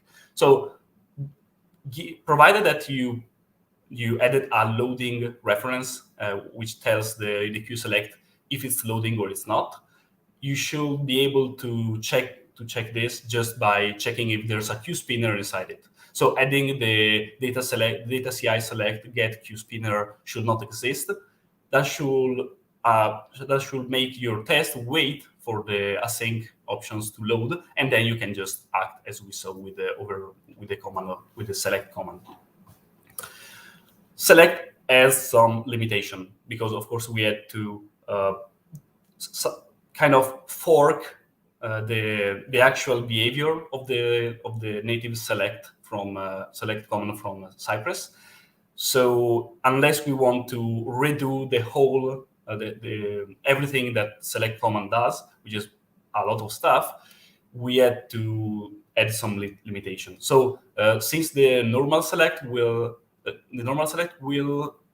yield you the options you selected, while the Quasar, if you apply the command on a QSelect, it won't yield anything. It won't also deselect all the options because you can actually select more than one option, as an example when you're using the QSelect. But while the Cypress command will deselect the option you have not selected, our command is not able to do that right now. Okay, we cannot select an option by value, but we already mentioned this, and we ignore the original command option. So you cannot add the force through and stuff like that. Let's move on. Another thing which is, thank you, Scott. Another problematic kind of components in Quasar are the check-based one. So up until now, it was pretty difficult to use the check command from Cypress, or should be checked, because, as I said before, the Quasar components are pretty nested. So the input, the checkbox, was actually rendered, but it was deep into the component, and there were some kind of edge cases. You needed to insert it into a Q form and to give it a name to force Quasar to render the actual input. Quasar doesn't render those for performance reason. Of course, the less you render into your components, the faster the components will be. So before we added the new overrides, we had the problem we could not select it and do it as using the custom the native comments from Cypress. Right now you're able to do it as with the qselect and the select command. There's a check limitation. There's a limitation on the check command, as it won't yield anything and it won't accept parameters. Another pretty difficult one, a difficult component which I saw a lot of question about, is the dialog. So since I think at least a patch version, a minor version, we provided the with dialog helper as all the others portal-based helpers. So there's the within menu, within select menu, and stuff like this. And you can actually use it to restrict the scope to the single dialog into the screen. I must say that the within dialog and all other portal-based helpers automatically check they will be the only one in actually shown, actually visible on the screen, and then at the end of the callback you provide them, they will check the dialog or the portal component is not visible anymore. So they actually assume you will close the dialog before you complete the callback. And that's what you're seeing right now into the first panel here. So we first check into the dialog if there's a message, and then we click the OK button, so the dialog is gonna close. But this is not always, while this is the case, like pretty much always with the menu and the qselect menu, this is not always the case with dialogs, because you can have multiple dialogs. And you could actually, you probably, in some cases, you want to keep the dialog open while doing something else. So in those cases, you can use the expanded form of the within dialog helper. You can provide the function and persistent true.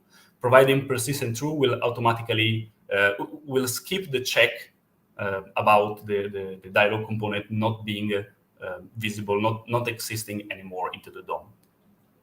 Moving to the third panels, that's an example on how you will test a multiple dialog situation where you have more than one dialog open.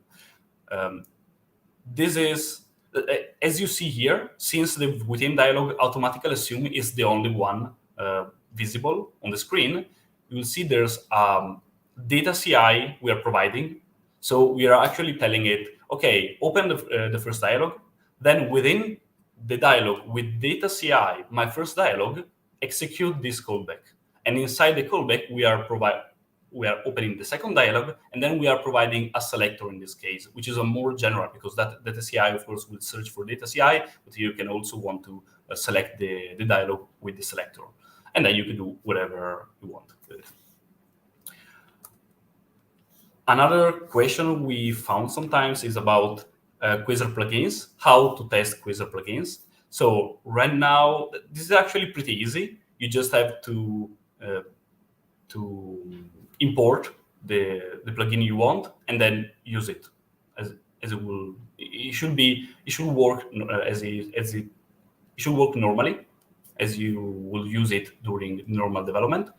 And the thing you need to pay attention to is that you cannot in Cypress you cannot execute a command, a same command between the Cypress commands, because Cypress is by its very nature async. So you cannot actually make it work if there's just doing the data CI dark card should not have class qdark, and then on the root level set dark.set.true, because that will be executed before the actual commands from Cypress are executed. So you need to wrap it into a then.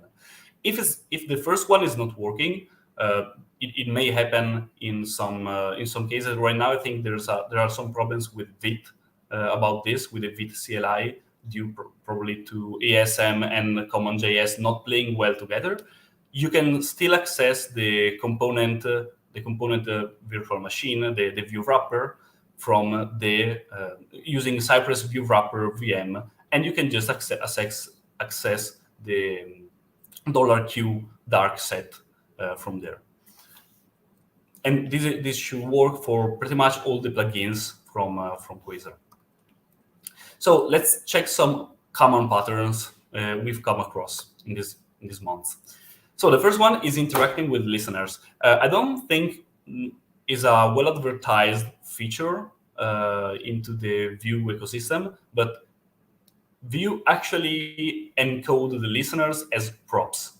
So when you need to provide a listener to your component while doing the component testing, you can just provide it as a prop, and you need to add the on and camel case the whole thing. So as you can see here, the update model value becomes on update model value, all camel cased.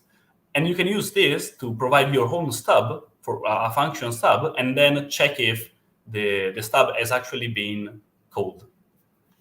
Of course, expect is a synchronous command, so you need to wrap it into a then, otherwise it won't work. The last, if I remember correctly in my slide, the last pattern we found out is about the reactive Vue model. So we actually found this out while working on the Quasar UI, since many of the components rely on a Vue model, of course. So here you can see a Vue model component which just show the model, and if you press a button, it will remove the first letter. That's pretty simple. How you will need to do it while doing the tests. You will need to first provide the initial model value as a prop, and then you will need to also hook into the emit to change the props at runtime. So it may be confusing, but the reason behind this is when you actually mount the component, the props you're setting there, they are set in stone, so they won't actually update. So if you need to mimic a Vue model, which is based on providing the props down, listening to the events up, and then changing the prop, you will need to do it manually using the Cypress view wrapper set props, and it should work. But since it's a pretty common pattern, and since you may wish to actually use a reactive variable for it, we created an adapter, a Vue model adapter, which you can just provide as a props. It can actually accept also a second parameter which specifies the name of the Vue model. So you can do, for example, Vue model adapter model comma something, and will work with Vue model dot something. And in this way, you are able to actually test and to write tests and expect functions on your reactive reference. Okay. So if you love Quasar as we do, I think you already listened to a slide like this one. Consider starting a monthly donation. And if you like Quasar and testing, as I said before, get in touch, because we have a lot of Quasar UI components to test. If you like DreamMonk as a workplace, submit an application. And if you like our expertise with Quasar or in Vue ecosystem in general, get in touch through our website. Thank you for listening. I hope I didn't too much, because I know I always get a bit excited. So if you have any question, I'm here to answer them. You're muted, Scott. Yep. Got a question from Johnny Dreesen. It's not quite about Cypress, but asking about vtest, and should we be using vtest? That's a pretty generic question, but I will say if you're on Vite, and you need to do unit testing, yeah, for sure. Like Vitess is seems we are right. We actually just released the alpha of the Vitess app extension. So if you want to try it out, go give it a try. And if you experience any problem, just tell us something. As you like, if you go into the Vitess documentation, you will see there's the same thing I said at the beginning of this talk about when to use which kind of testing. They wrote the same. That's probably because we think alike. So Vitess is for sure useful. You need to use it for the right tasks, not for component testing, probably. Cool. And a question from myself. When will the Cypress AE or app extension support Cypress 10? Will it be soon, or is there a timeline? So we don't have a timeline, but we already started working on it. There's actually an example provided by Evert, which is taking a lot of space into the Quasar testing area right now. And another guy from the community, Inoji, Steven, he's working on it, and we are working with the Cypress team to iron out the last problems, and we hope to be able to release it soon. So in a couple of months, possibly even before. But there's the summer in the middle, so people. Very nice, very nice. Here is just a feedback from Joshua. Thanks, Joshua. Your work integrating Quasar and the Cypress component testing is something he's been keeping an eye on for a while now, and great work. So thank you. Of course, if anyone actually uses the Cypress component testing we provide, and you find some kind of helpers you always need in your project, just open an issue and propose. We can always add it into the app extension as a native helper. Awesome. So that's the first half of the conference. We're going to take a break here. I need to take a break. Been drinking energy drink here, and yeah, got to go. So we'll be back in about 20 minutes. So a little bit less than 20 minutes. So 5 minutes before the hour, we'll be back with Evert and his talk, and we'll be good to go. Starting at 5 before the hour. All right. Talk to you later. Bye-bye. Thanks, Paolo. Bye-bye.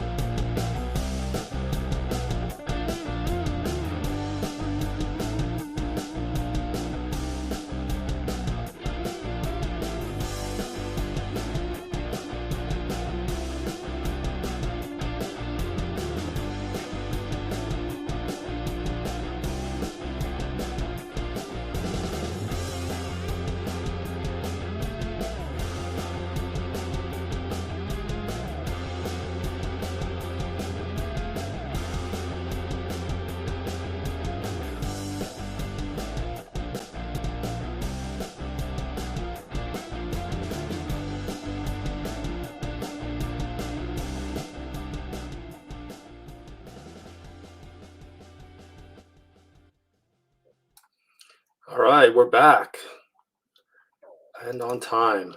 Hello, Evert. How you doing? Hello there. Yes, I'm fine. So, Evert, you're a Dutch guy. You live in the Netherlands. Yes, working for the correct. company Met. You're mainly a front-end developer. You're also a Quasar insider. So awesome that you're helping out with Quasar a little bit deeper than a normal community member. But yeah, and you're also a self-taught programmer. Yes, that's correct. Which is probably a good number of developers out there, but still it's quite impressive. And you're going to be introducing to us the concept of wrapping and extending Quasar components using TypeScript. So yes, I am.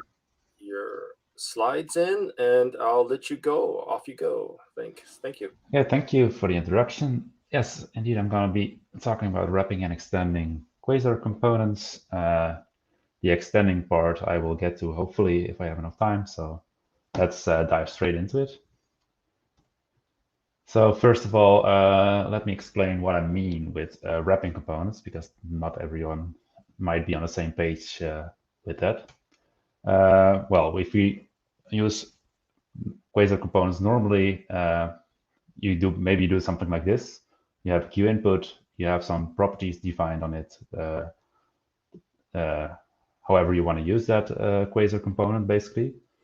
And notice here that we have some basically 4 properties in here that you might want to reuse for every Q input that you use throughout your application. Well, what you can do then is wrap that Q input and use the wrap component. So that would mean that you create a QSR input and only specify the properties on there that are different for each use case, and then have a QSR input component somewhere that you which uses the Q input and has those other properties that are the same for every instance of that input. So that's basically what I mean by wrapping a component. So then instead of using Q input in your application, you're going to using your wrapped component. In this case, I call it QSR input, but that can be anything, however your company name, or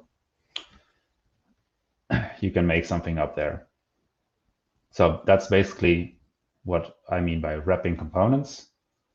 So if you're doing that, extra properties that you pass into QSR inputs, like I do on the left here, are just basically automatically passed down by view to the next top level component that you define in the QSR input. So that's, you can use, it will work basically the same. You can use anything that you would pass normally pass to Q input, you can pass to QSR input.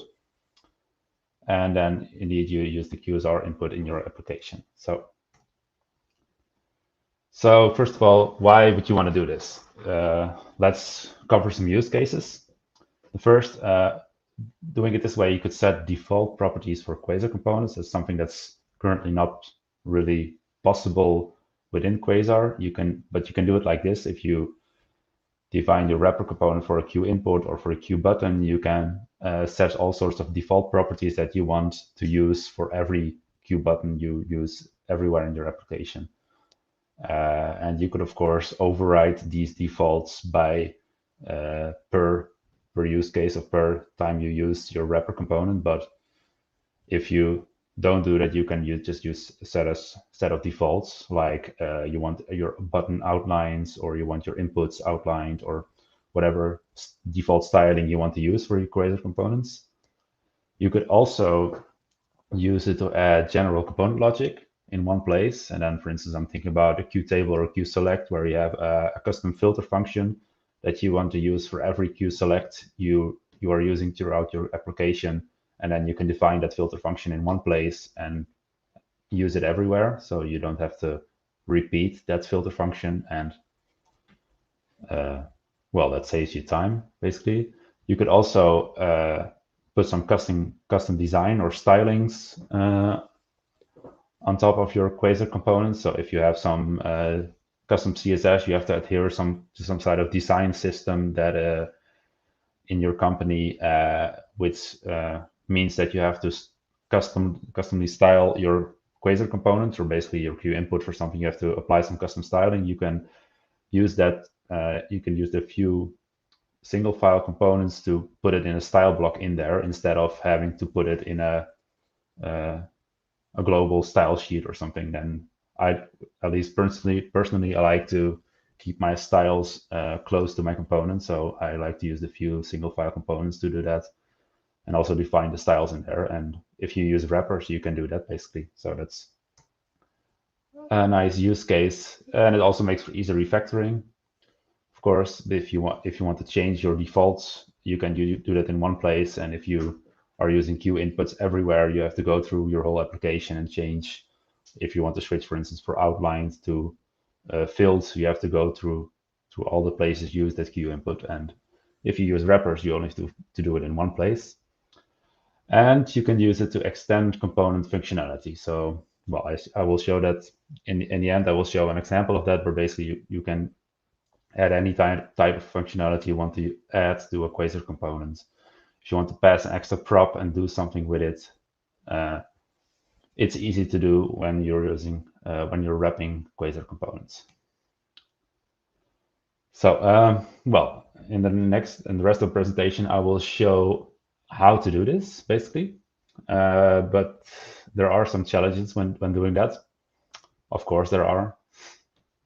Too bad, but yeah. There's a few things to consider. Basically, well, yeah, there are components with slots. So how do we do that? When you want to use Quasar component methods, you have to do a little extra work. Well, Yusuf already showed in his presentation the work Quasar did with his components and its typings, and how that works with Volar. And well, you'll get all kinds of nice things like property validation and IDE hints, type properties, slots, and emits. Well, that's we're also going to cover that, how we can keep that functionality basically. And there's also it's maybe a minor thing for most people, but when you're using Quasar components, you can just use them in your template and you don't have to import anything. And I would like to achieve the same with my wrapper components, so that you don't have to import your wrapper component everywhere you want to use it. So that saves you also some lines of code. So those are the 5 things that I'm gonna cover. Well, at the start, a little spoiler alert: the perfect solution does not yet exist. So I'm going to be highlighting 2 options, 2 main things of doing this, and each has its downsides, and each has its upsides, and we'll cover that. So basically, the first option, there's you can't have typed slots. It's basically a limitation of the first option. And the second option, the automatic availability of components requires some extra manual labor, basically. So yeah, well, it depends on what you prefer, and if you really need those type slots, which option you can it's best for you. But I will highlight the differences later on. Okay. So first off, components with slots. If you are using a wrapper component, those slots that Quasar has defined, you cannot automatically use them if you're using a wrapper component, because Vue does not automatically pass down slots to child components like properties are passed down. So you have to.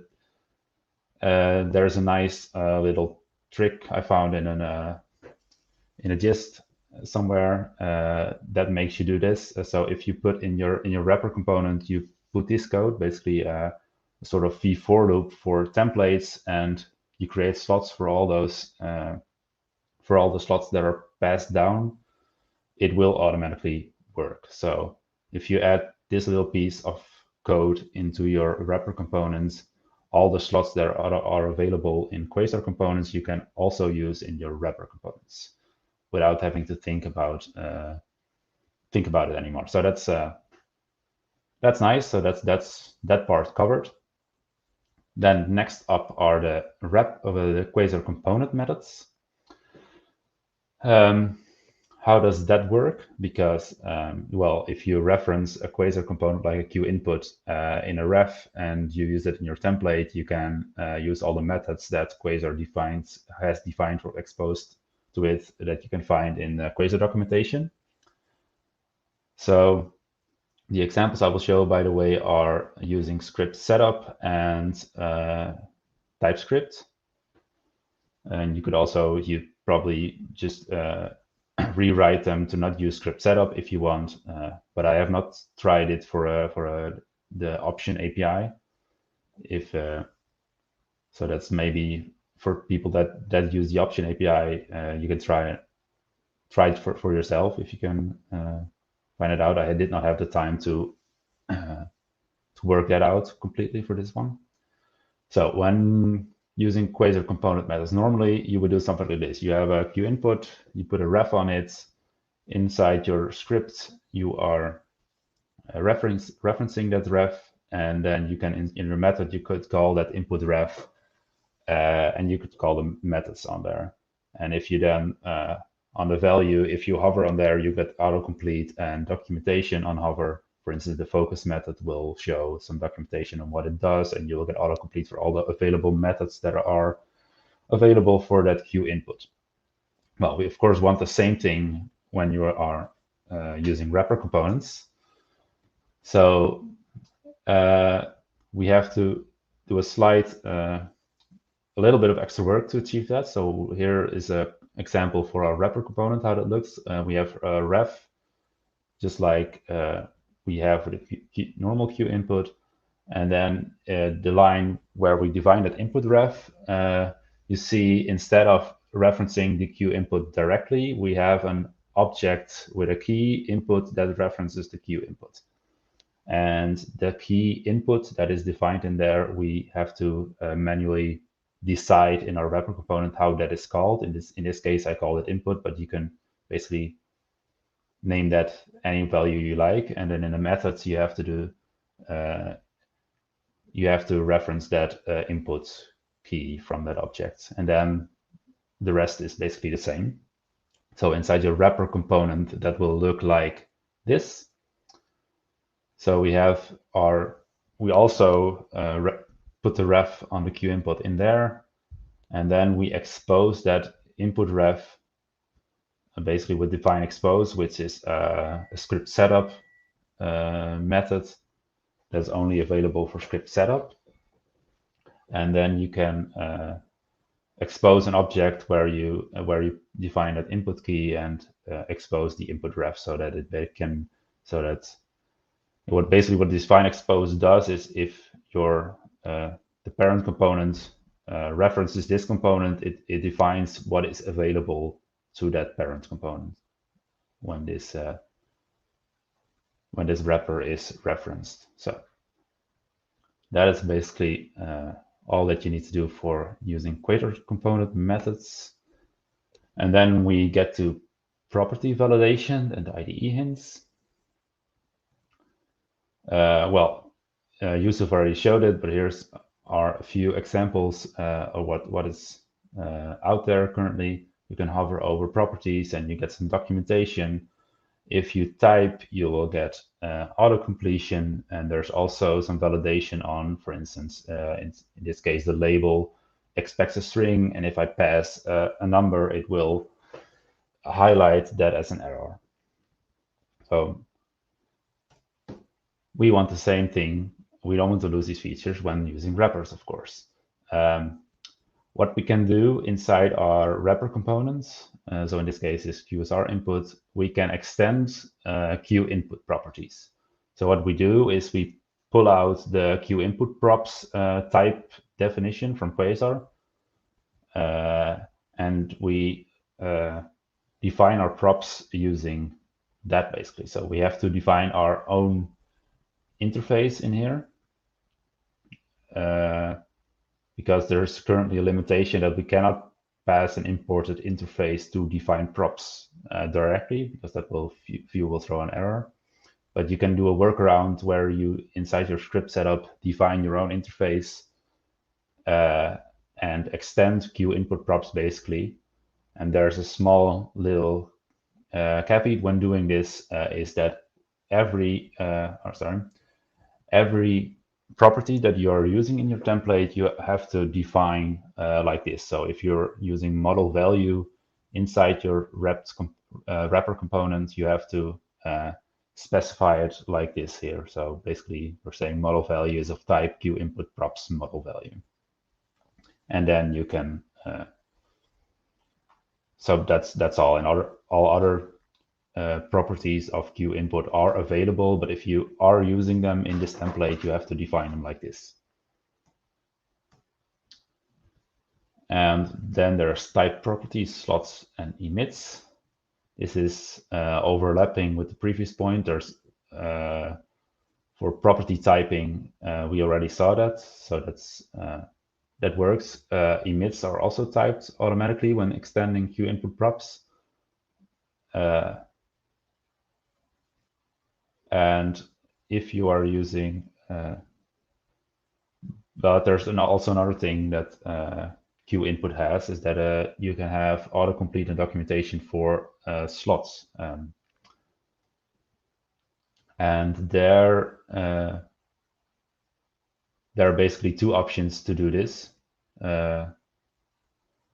For autocomplete and to have autocomplete and typing for slots, that's only possible for one of the two options. So that's where the paths will diverge, and that has to do with how you manage the automatic availability of components. So far, everything is similar for option 1 and 2. And at this point, there we have two choices. We can use a tool to auto-import those wrapper components, basically similar to how Quasar does it internally. So normally Quasar manages this for you, and now you have to do it yourself, basically.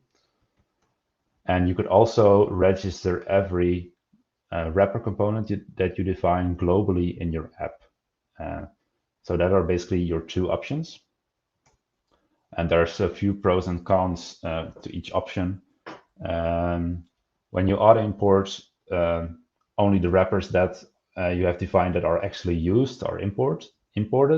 So if you have wrappers defined that you are not using in your application, they will not be included in your code, in the production code, basically. It's a bit easier to maintain. The only downside is you can't have hints or types on slots. When you're using global components, those slots can be typed, but there's some extra boilerplate code necessary to make that possible. And if you define wrappers that are not used, they will be included in your production build anyways. So that's might be a downside if you are using all your defined wrappers. That's not really an issue, I guess. So option 1, how does that work? That is using a Vite extension, a Vite plugin, basically. That's called unplugin view components.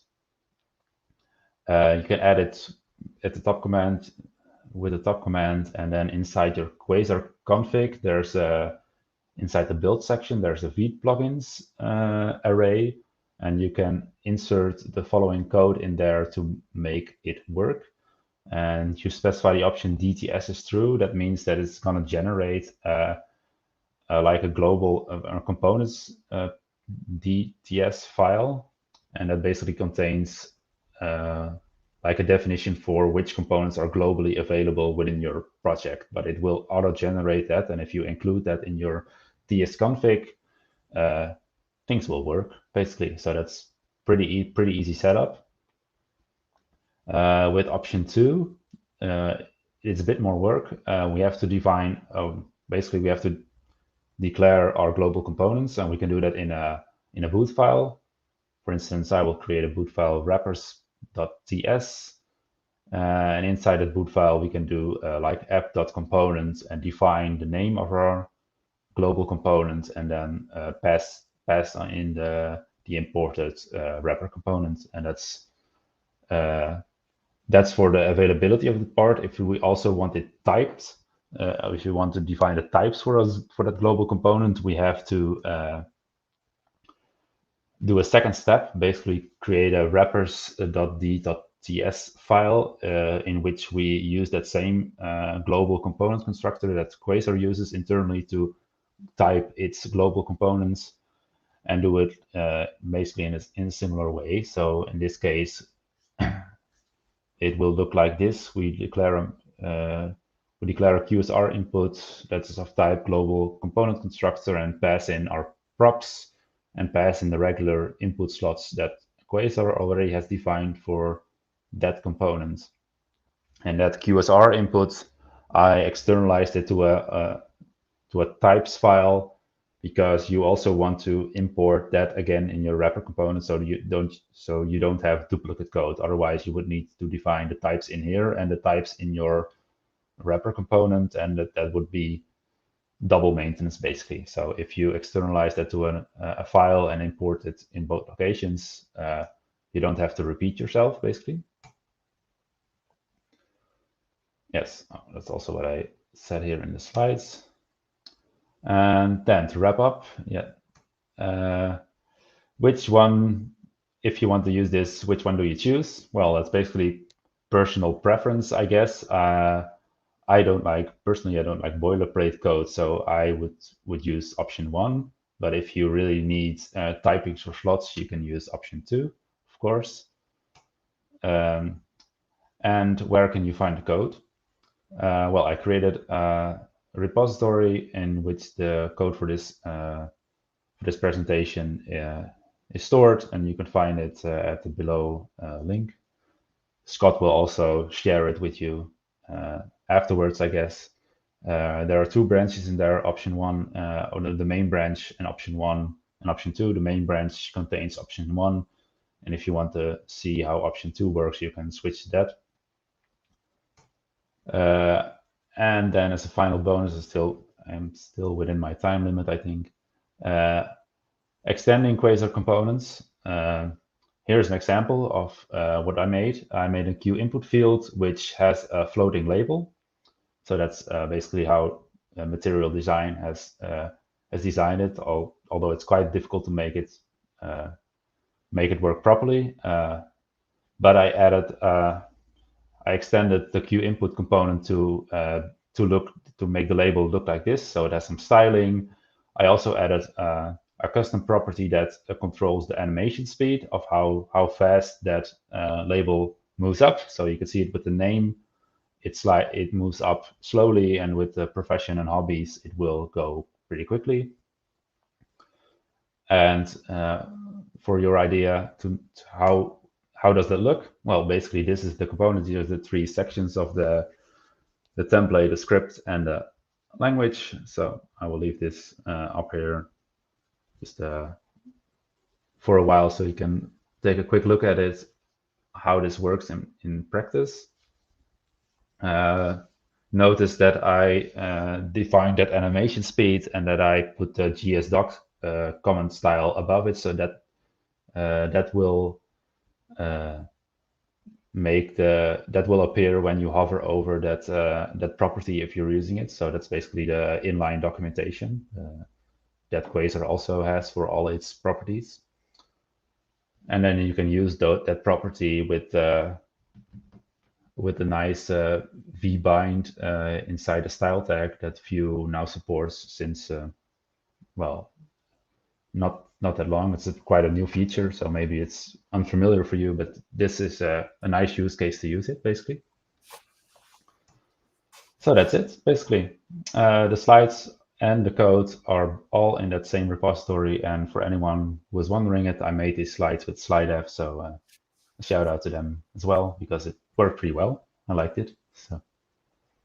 Yes, Evert, thank you very much. And at the last minute, we got a fairly decent question here from Radu. How big should the app be to make it worthwhile to implement wrapping components? Does it affect performance? As far as I know, it doesn't affect performance.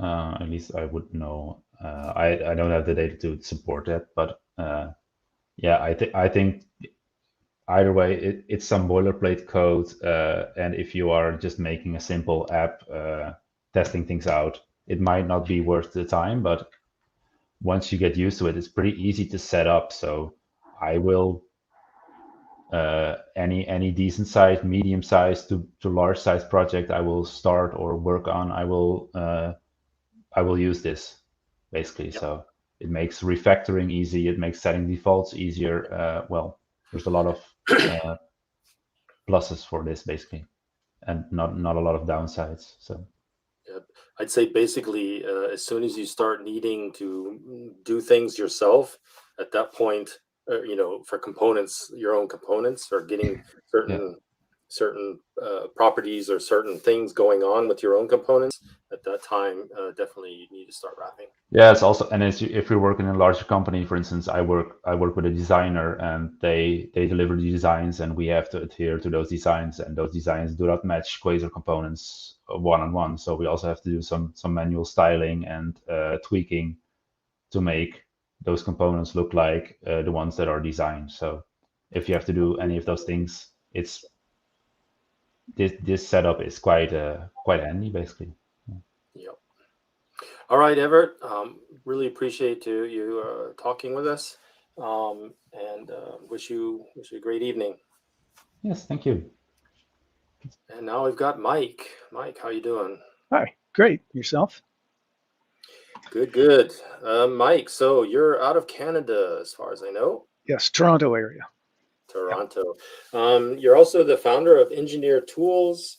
You spent over 3 decades developing chips, embedded systems, and IoT devices. That's quite interesting. Correct. From hardware Not your development typical full stack developer. from to and even cloud analytics you've been involved in. You've been using Vue and Quasar in embedded systems and cloud apps for a while. How long? Yeah. Well, I've been using embedded web apps for about a decade, but more specifically Vue and Quasar just in the past few years. Okay. Quasar really in the past year. Cool. And so you're going to be telling us about how Quasar can be used in embedded and constrained systems. Yes. And it's a niche use case, but it also shows the versatility of Quasar. So Right. Off you go. Right. Oh. And I think a use model that'll become more well known over time.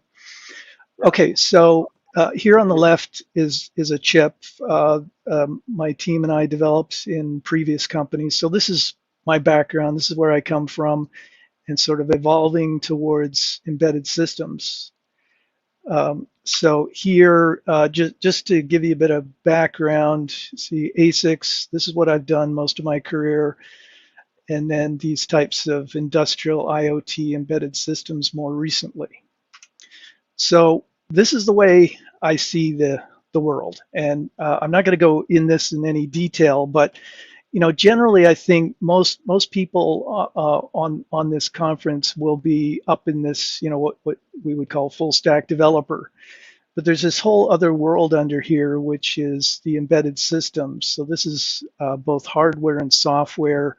The software is mostly in C, with very simple operating systems, typically even bare metal C. And then you've got this domain chasm here, which is really, these two worlds do not intersect very often. So I'm going to try to, make those intersect. So why Quasar for embedded? Well, okay, so first of all, the promise of, quote, a wide range of platform support is important to me. So for example, to be able to make a UI for, let's say, a USB tethered device, embedded device, it's plugged into a laptop or something via serial USB serial cable, or it could be Bluetooth. And with Quasar, we should be able to make that work in both desktop and mobile environments. The tree shaking is good because we need to be able to get very small footprint apps. Opinionated, the fact that there's a lot of opinionated design in Quasar is good for me because I just want to focus on what differentiates the product. So I just want nice looking apps out of the box. And also, it's useful to be able to use both Quasar for both the embedded as well as cloud-based apps. So this is the promise, this is the hope, and so does it deliver? So there are two models here that that I've looked at. One is what I just refer to as a networked model. So that's where you have an embedded device and it's on some kind of network, on either wired or wireless network, so Ethernet or Wi-Fi, and you've got your laptop or mobile devices on that network, and so you're going to communicate through TCP/IP, which is mostly HTTP application layer. Then there's a second model, which is where you're connected by a USB cable to something like a USB serial cable.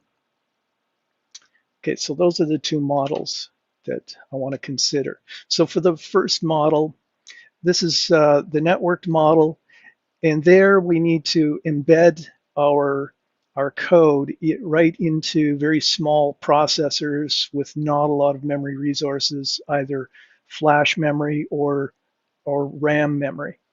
So there we want our UI code that Quasar is going to build for us it to be in hundreds of kilobytes, not megabytes, not gigabytes, hundreds of kilobytes.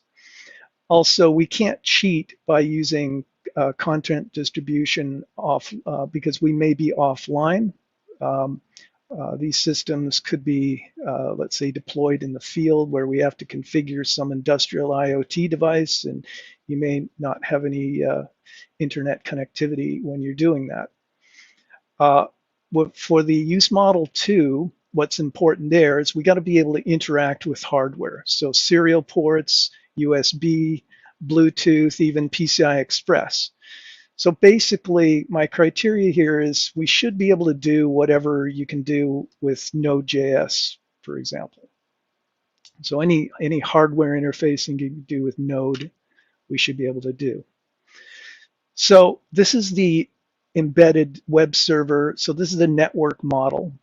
Okay, so we have our embedded system here. This is a little processor like the one I showed on my initial screen, that little module, which is an ESP32.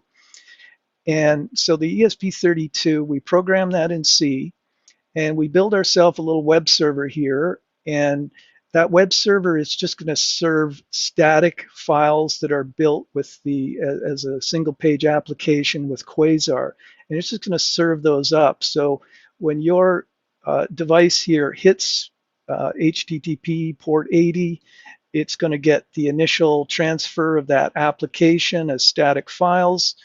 And then we have an API here, a REST API that we access via Axios to do our actual interactivity with our embedded system. So we can get data from sensors, we can change the state of outputs like relays, and that happens over this sideband communications here.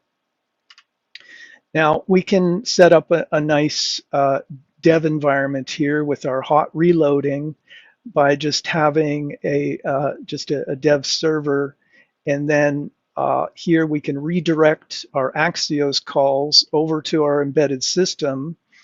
And to do that, we need to enable CORS, the cross-origin, so that our browser here will not complain about being cross-origin AJAX calls that we're making there. So to do that, we just modify our Axios boot file just to that when we're in the development environment, we prefix it with our development system IP address. Now we need to make some other optimizations here to get our code footprint down as small as possible. So we don't have the luxury of being able to use the standard Roboto font, for example. So we need to just change our font to be, we have to disable that and then use just standard fonts that are readily available. Also, we can't use icon fonts, unfortunately, because they are not tree shaken. At least I haven't found a way to do that. So we end up with unnecessary bloat by doing that. So the way we get around that is to use the SVG icon method, the SVG use, which is documented in the very nice Quasar documentation. And it just looks like this. Also, we want to minimize the number of files that we use. So we don't want to use the standard dynamic lazy loading method for our pages. Instead, we do static loading in order to, and this will help us to minimize the number of files. Also, in our index template, we want to prune out some of these icons and so forth, because they are the standard set of icons that you get from the icon genie is a little bloated, and so here we just need to maybe go and edit, use some like an editor, a graphical editor, maybe to fix up, clean up our icons and minimize them. So when we start out, this is what a standard app produces in the way of SPA files. And so we start out with about 26 files, and after the optimizations I mentioned there, we can get that down to 9 files, which is pretty decent. In terms of size, so we start out with our uncompressed, our minified but uncompressed of our just out of the box app at 858 kilobytes, and that can be compressed down. It doesn't compress that well because some of those are font files and things that don't compress well. But when we get rid of the font files and do our minimization, then we get a pre-gzipped amount that's smaller, but it's very efficient to gzip because it's not font files. So we can get that down to below 200 kilobytes, which is pretty nice. That meets what I was trying to achieve, and that works out to be about 30% smaller than the Bootstrap Vue framework that I was using previously, or what I now call Bloatstrap. So this is the flow. This is the workflow that I have built here to be able to embed the Vue single page apps into these networked devices. So we start out with our Quasar source code. We Quasar build that, which gives us our single page application, that's been optimized in the way I described before.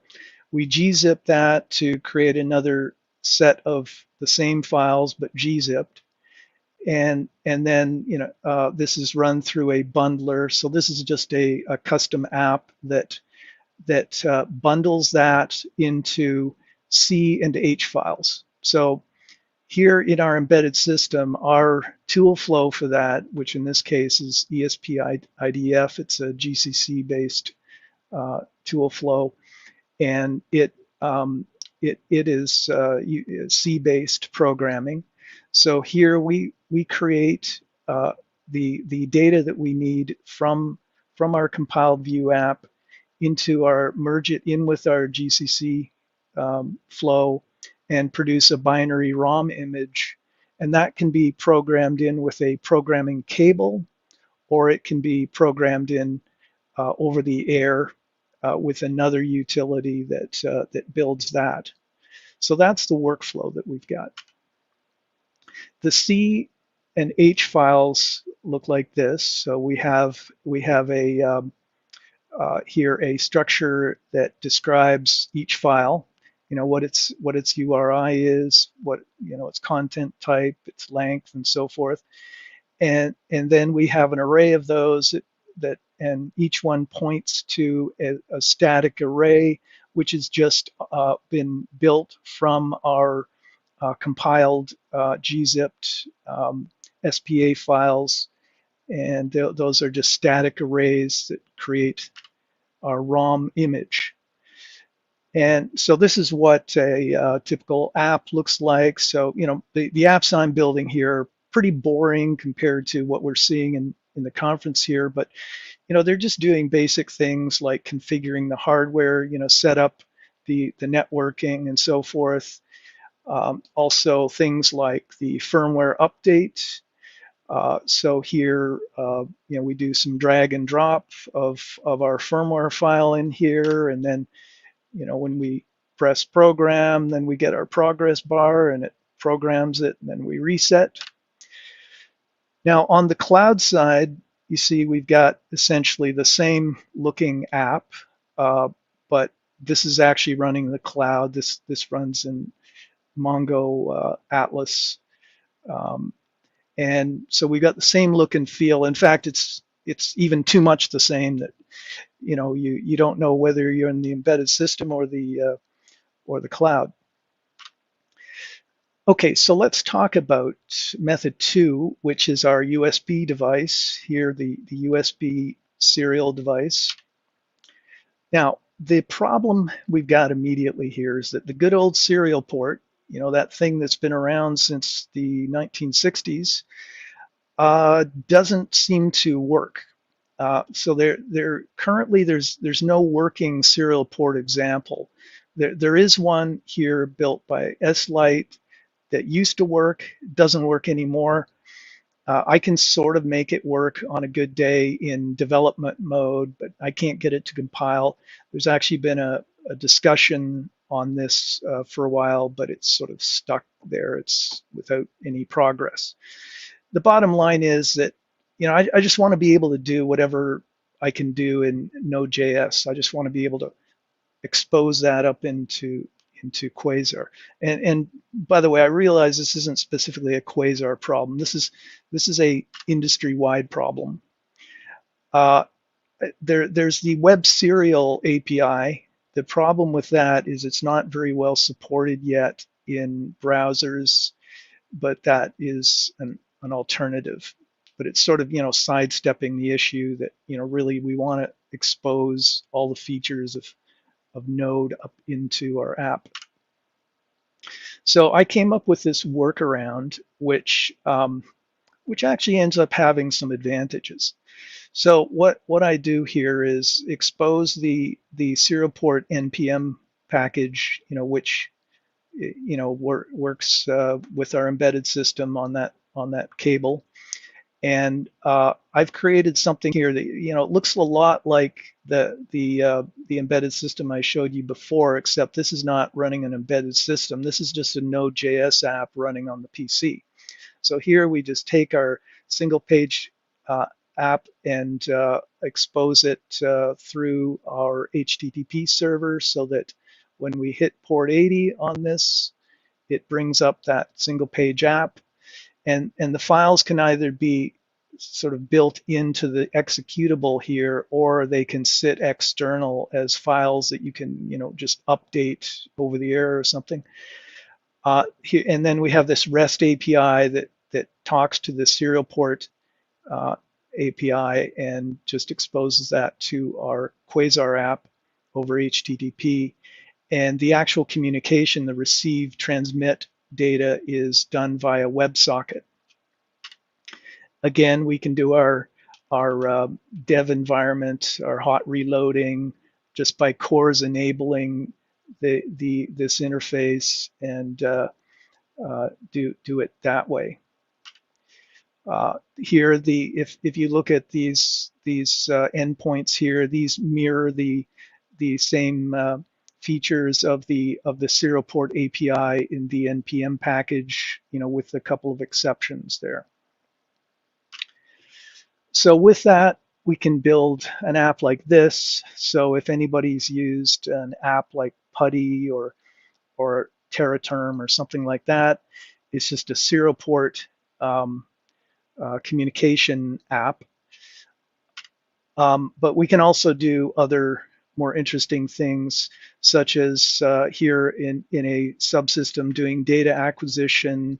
I built a little scripter here for, where you can dial up a set of commands that will be executed by this data acquisition subsystem. And so this builds the command information, and then that gets shipped out over the serial port to the embedded system so that it will be controlled in that manner. We can also build an app like this, which is just an instrumentation dashboard. So this is built using Vue and also a graphics. This is digraphs, just a little wrapper around digraphs that I built. So to summarize here, Quasar, I think, is a very productive, great-looking framework that even someone like myself can use, someone who's not a full-stack developer per se. And Quasar, it can be successfully tuned to get nice small code footprint, looking really good, and but it does require some tuning and optimization, but it's really not that onerous. So the goal of a common embedded cloud framework is successfully achieved, I would say. But my disappointment is that it doesn't really fulfill the goal of hardware interfacing, and like this broken serial port problem. Now I realize this is not a Quasar problem per se. This is more of a node electron issue, but this is who you hitched your wagon to, I guess. The Node.js workaround ends up having some advantages, though. It turns out to be a smaller app to deploy. Instead of being like well over 100 megabytes, it's more like 40, 50 megabytes because you're not dragging that browser along with your distributable. So some possible improvements. Well, it'd be nice to fix serial port.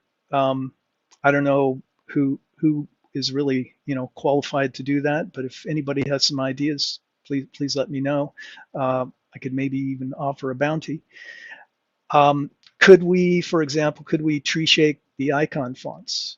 That would be nice, especially if you're mixing and matching icon fonts from across different icon libraries.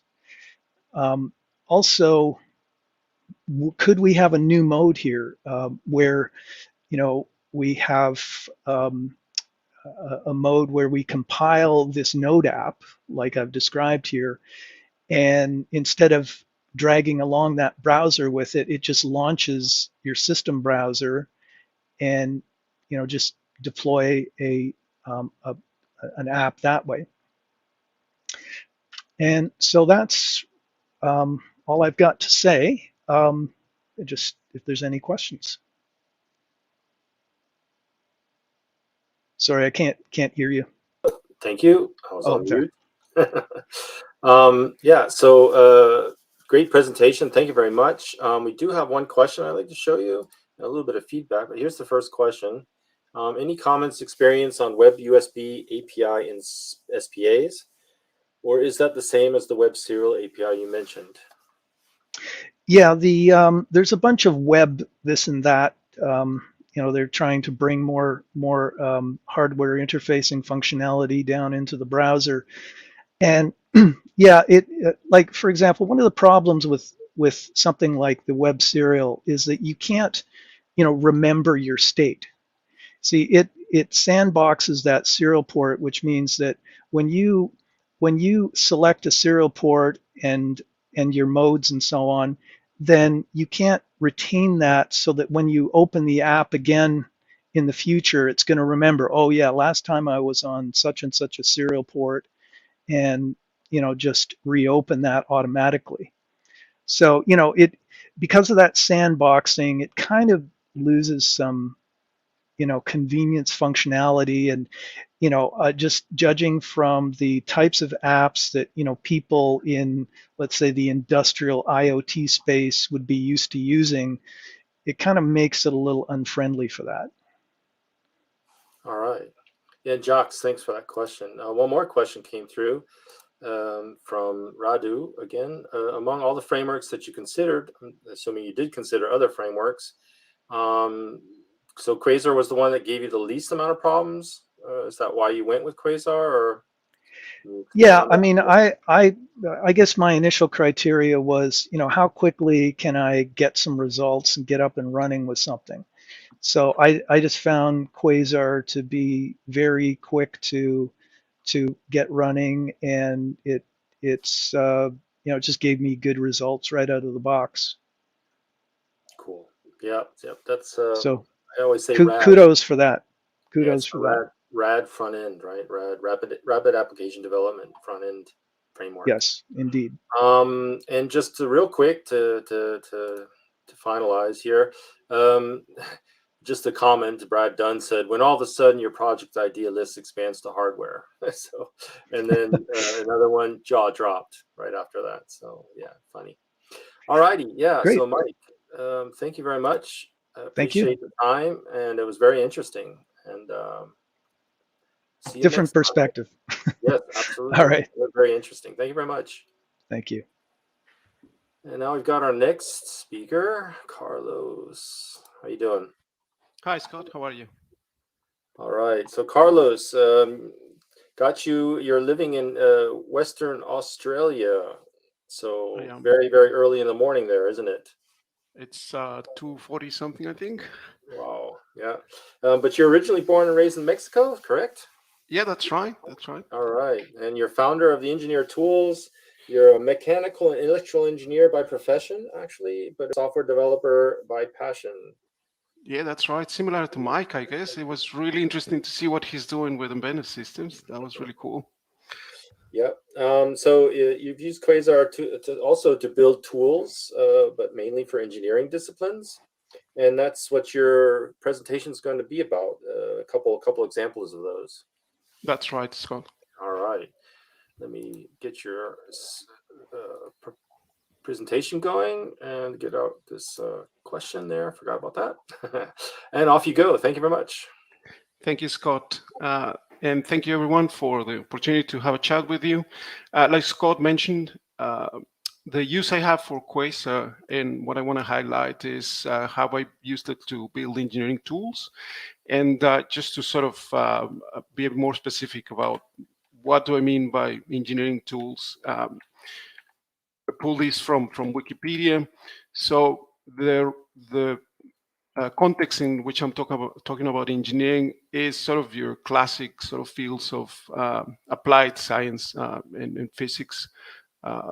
In the space that I work in, we have quite a bit of electrical and mechanical engineering, a bit of civil, a little bit of chemical. I work in the utility space, managing obviously electrical assets, quite a good number of them. So very often we have needs to analyze something, to exchange information, to share that sort of analysis. Now, you would think there's quite a bit of good tools out there, and that is true. So the bigger problems in engineering have kind of been solved already, if you will, with CAD programs and SolidWorks and AutoCAD and all kinds of drawing and modeling programs.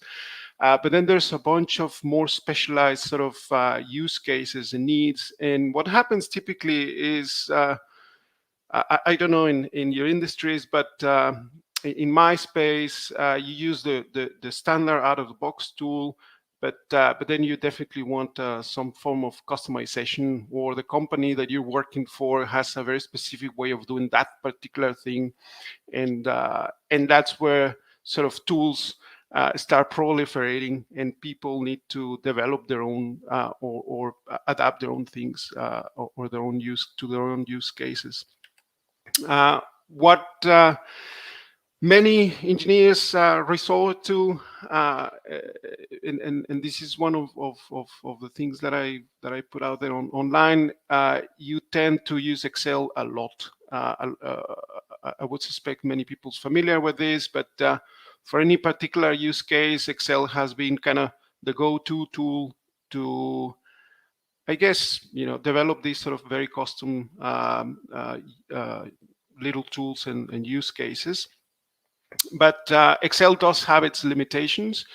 And one of the things that I found with Excel, particularly when you're trying to work with larger teams of people, is that very quickly they'll start evolving their own versions of these things and then sharing data and matching the data and just making sure that you're working with the right data becomes a bit of a challenge. And that in itself sometimes, not always, but sometimes ends up taking more time than the actual task at hand. So you end up just cleaning up, Excel files and figuring out if this formula did that or not. So I found that developing sort of very small tools, nothing too impressive, but very specific to the need, often results in much better consistency, particularly when you're working on the same topic across various teams. So I really love Quasar since, I don't know, I've been using it for maybe a good part of a couple of years or something like that. But when I found it, I really, really enjoyed a couple of the things. Some of them Mike mentioned in his talk, actually. I really like that it can be deployed in multiple platforms. I'll show you a couple of examples of deploying as an Electron app and also deploying as a single page application. Really nice and rich set of components. That's a very sort of good advantage for me because the exercise of putting an application together really just the old dream of just composing an application out of the various bits and pieces. And then if I need some customization or some additional tooling, I can always create that component using, obviously, Vue's ecosystem. So that's also another advantage for me. There's quite a lot out there already to pull from. So very rarely I have to, or I find myself trying to develop something really, really custom in terms of components. It's more of an assembly process that I sort of follow. It also, at least in my workflow, I've already set up sort of certain ways of doing things, and I've already sort of architected in a certain way in my mind.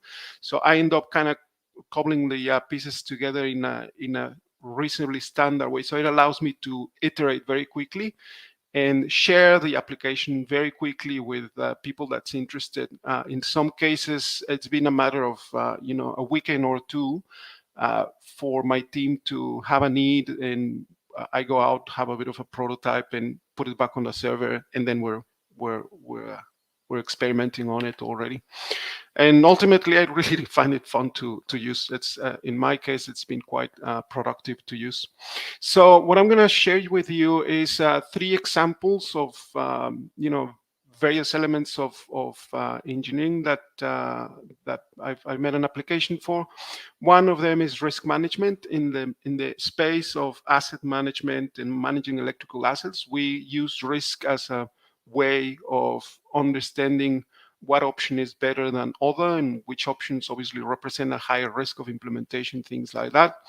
Then also we have to develop strategies for these assets, or simply sort of put some ideas together very rapidly. Putting them in a document in some shared drive works well, but in this specific example, I put something quickly together to put those strategies together. And then the other one is an ongoing project that's still very immature, but I wanted it to mention it because it is kind of end-to-end in terms of the scope. And then sort of the purpose of each one of those tools, for the risk management aspect of things, it's really to assess and document the risks in a very consistent manner. That's kind of why I needed a small app for that, and a very custom sort of use of the fields of risk assessment. The other one is what I mentioned, just quickly draft strategies, and the MyActivo again has a much sort of grander purpose. It's almost a thought process that I'm using to implement the app. And then the use cases that drives is I have one that it's an Electron app, and the other two are single page applications. I thought it would be interesting to see the versatility of Quasar in terms of which file system I chose to use as a backend. So for the Electron app, it's just the file system. For the strategy builder, that's an interesting case. I use SharePoint tables as a poor man version of a full-blown database, and that's working just perfectly for these use cases. And again, allows me to deploy very quickly on a company server. And the other one, it's a more, if you will, standard full stack app that you would normally think of. In terms of the libraries that I use, I'll show you quickly sort of what I'm talking about. But for the risk application, I've been experimenting with using Vue.use lately, and Pini as the main store. Vue.use is actually quite a nice time saver in all those sort of utility kind of functions that you need here and there. For the strategy builder, Pini wasn't out there yet, so that one used Vuex and some other components I found out there for drag and drop actions, things like that. And this really nice library that the author has put on stop sort of development, but it works fine. It's this SharePoint library to interact with the SharePoint REST API. And for the MyActivo, I've been experimenting with all kinds of libraries. In particular, I have D3 for a very specific type of visualization that I'll show you. So that's kind of slides-wise what I had. What I wanted to share with you is I have the first one, which is the risk management application running here in sort of development mode.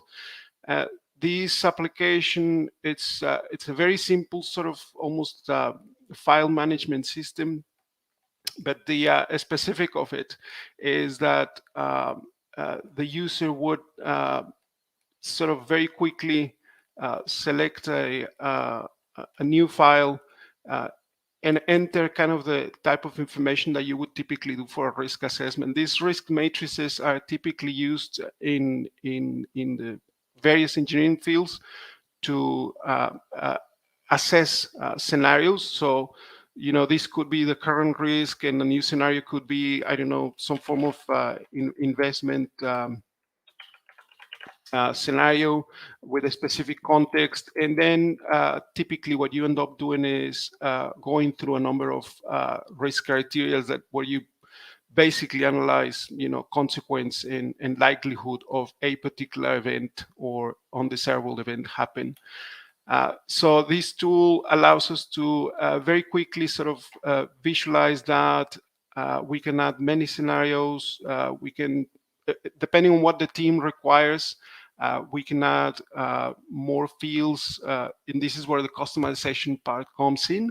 So it's very simple for me to add elements to this sort of model of risk and bring about what the teams require for their specific risk analysis needs. What you see on the right, I have just the store that it's keeping track of these files.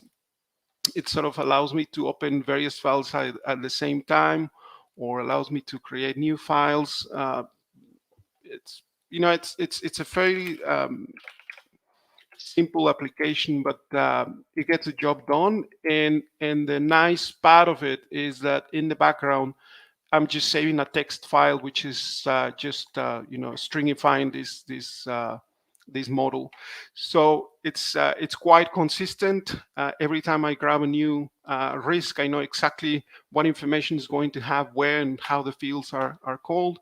And that doesn't necessarily prevent the user from doing some customization. So the other aspect that I've been kind of working on is having an element of settings and allowing the user to sort of modify their settings so they can have a certain level of control and adaptation in the their usage of the app.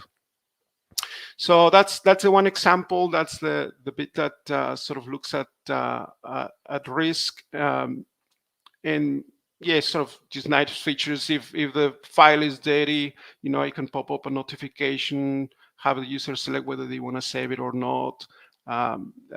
Yeah, it's quite nice. It's just a very easy, simple way. I can share then the executable file, and the teams are on their way to doing these risks consistently.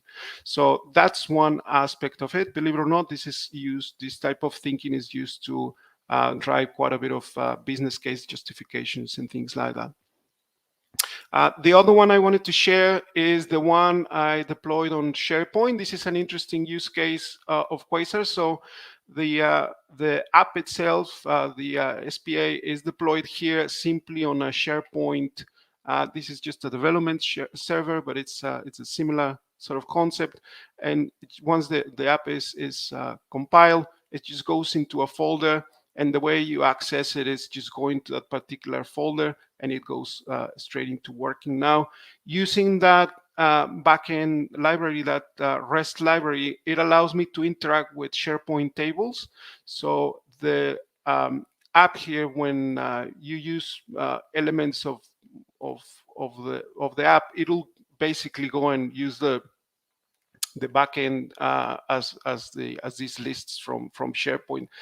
In this case, the app was the need for the app was to just very quickly put sort of information together that we would use for a specific strategy.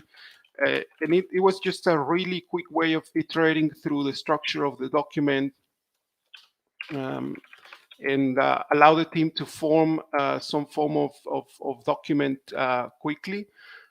We can sort it in whatever sort of sequence we want, and then that gives us the shape of sort of what would be the final strategy layout. And then from here, we can use this to export each bit of information to their own document if we want, or to further use the information in here.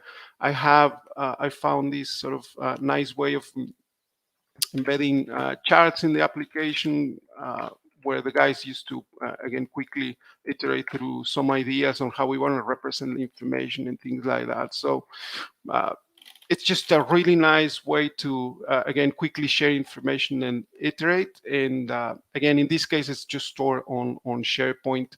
So this was a really nice kind of way of sharing this type of information. And the third case that I wanted to share with you, it's a system that I'm working on to sort of implement this concept of digital asset management. The term that we are, or the way in which we're using this term, it's not about managing digital assets, but it's more about using digital technologies to manage physical assets. So when I'm talking about assets, I'm talking about utilities, mine sites, oil and gas facilities, places where you need to manage these physical assets and have all the information about them.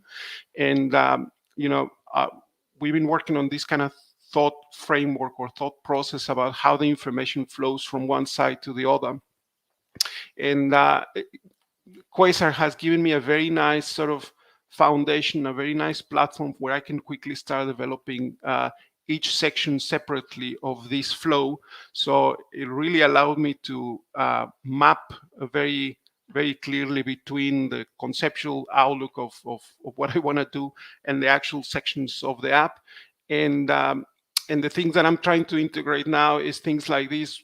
This is a D3 sort of little component that it's going to go into the asset data definition aspect of things to allow the users to visualize their data structures and also kind of create a JSON schema of the data, which would be used then in other aspects of the application. In this case, it's just an example for a power transformer, and I also have some for circuit breakers. So it is quite a nice kind of way of, again, quickly develop what I need, put the ideas out there. And in my case, it really helps to have feedback from the end users sooner rather than later. So that's what I wanted to share with you. I guess just going back to this, I think I've touched on all these things. I think Quasar is really a really good framework for this type of work. Again, in my case, maybe not earth-shattering sort of applications, but very useful. And we actually are using them at work pretty much every day now. So that's what I wanted to share with you, and happy to take any questions if there's any. Yeah, a great presentation, Carlos. That transition between the two mappings there in D3, that was pretty cool too. Yeah, I like that.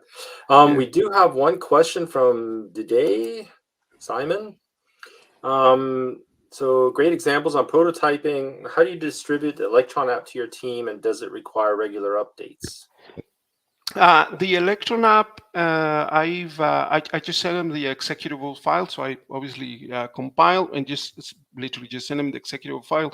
At the end of the day, really what I'm interested is in that risk file they create with it, which creatively enough has a risk file extension, and it's just a text file with the JSON data, and then I can use that for any other purpose or aggregate in a different app or whatnot. So it's more for them to create a very consistent set of fields and that analysis, but I just send them the file.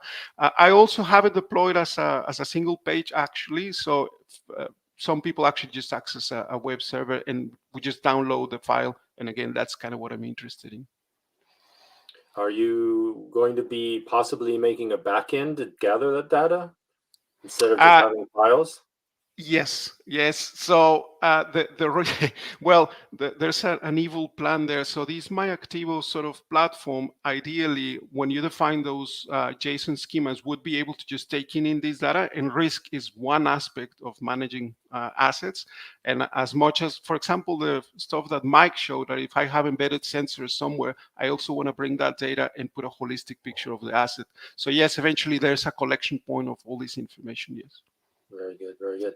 All right, yeah. So awesome stuff. We're gonna bring in now Martin, and I'll let you go, Carlos. Probably go to bed, or you just wake up. Go for a run or something, I guess. Yeah. Thanks so much, Carlos, and Thank have you. a great night now, and good sleep probably. Thank you. Thank you very much. All right, Martin, welcome. Let me get your slide in here. All righty. So, Martin, you live in Sweden. You're Swedish, but you lived 20 years in the United States. Yeah, a little bit in each place. And now you're back in Sweden. Cool. Yeah. You're a Google Cloud Developer Advocate. That's very interesting.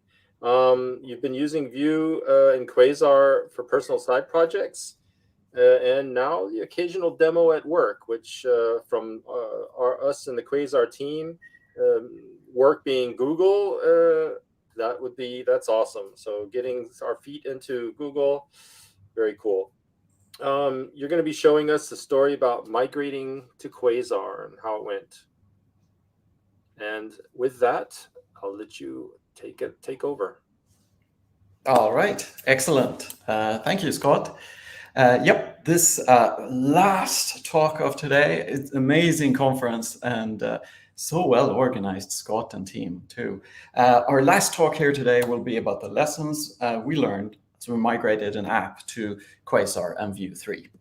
So first, who am I? Well, my name is Martin Omander, born and raised in Sweden, lived in Silicon Valley for a while, worked at 3 startups as a software engineer, worked at Google for 16 years, various roles.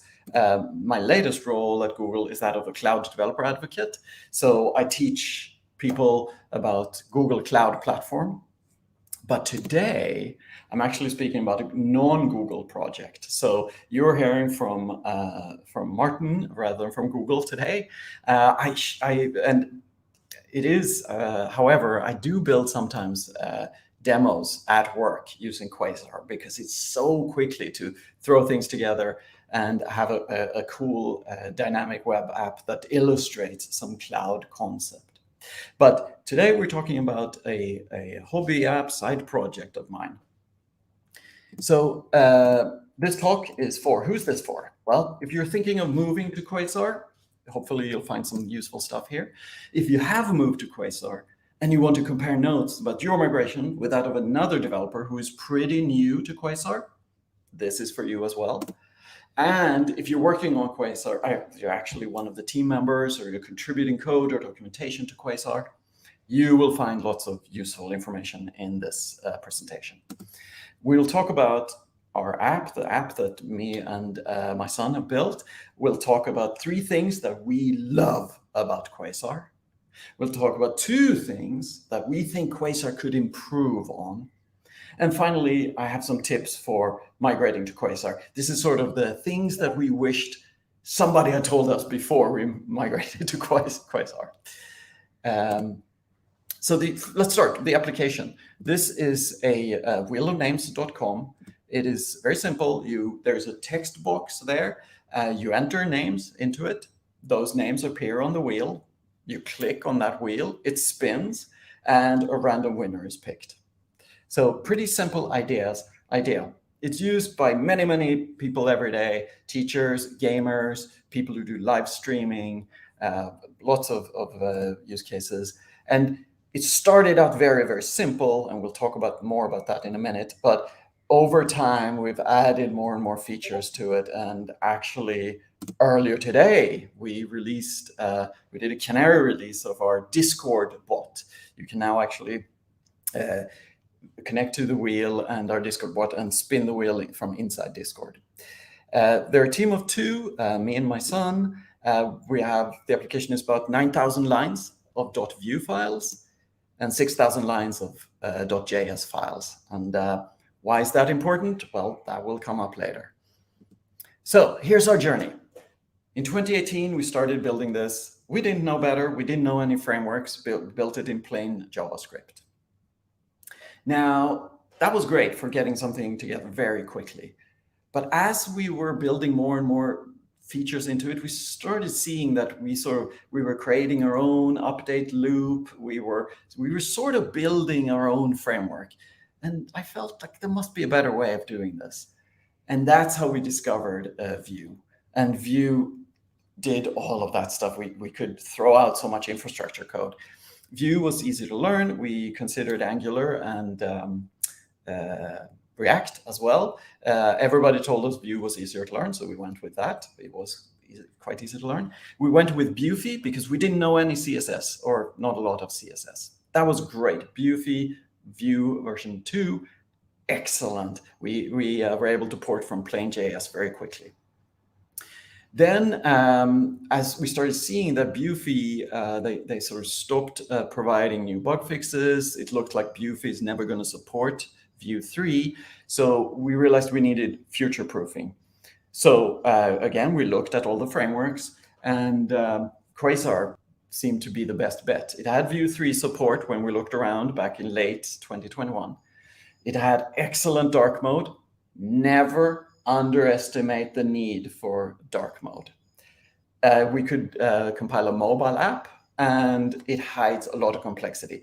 Like a previous speaker said, it's opinionated. We love that. Life is too short to do anything else. All right.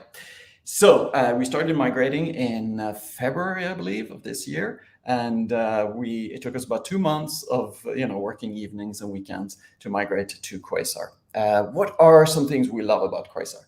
Well, first of all, in general, Quasar is amazing. But here are 3 things that we especially appreciate. This page, you might have seen this. This is in the onboarding docs. Quasar's onboarding docs are among the best in the business. Danny Connell is the name of the person here who recorded this video. Amazing video, because it gets you to that feeling like, oh, I can do this. And actually, in my other job as a Google developer advocate, that is the kind of feeling I want to bring to audiences when I talk to them about Google Cloud. But this video did that very well. Also, when devs are considering a new framework, or certainly when I am considering a new framework, I look at two things: getting started content like this, and that works is very good. And then the other thing is component cosmetics. What does a button look like in this framework? What does an input field look like in this framework? And we'll get back to that in a minute. Getting started content is great. Another thing, complexity. So beyond the framework is the sort of tagline that I've seen many times on Quasar, quasar.dev. I really like that tagline because it describes, it's way more than just here's some components. It hides a lot of this complexity that we frankly don't want to deal with. I spent so much time dealing with Webpack before. I don't want to do that. And I'm so happy that Quasar hides all of that. The Quasar CLI is, of course, amazing. I think that this hiding of the complexity, it does that so well. Quasar does it so well because the CLI is so good. And somewhat to our surprise, the abstractions are solid enough that we haven't had to the abstractions aren't leaky. We have not had to dig into the internals yet. Maybe there will be a day where we have to go in and tweak something in Webpack. That day has not yet arrived, and every morning I wake up and that hasn't happened, I'm very happy. So from our point of view, Quasar is really good if you just want to get stuff done. You want something opinionated. You don't want to twiddle with CSS all the time. You don't want to spend a lot of time on engineering per se. You want to bring value to users quickly. And we love Quasar for that. Okay, that was the second thing we really liked about Quasar.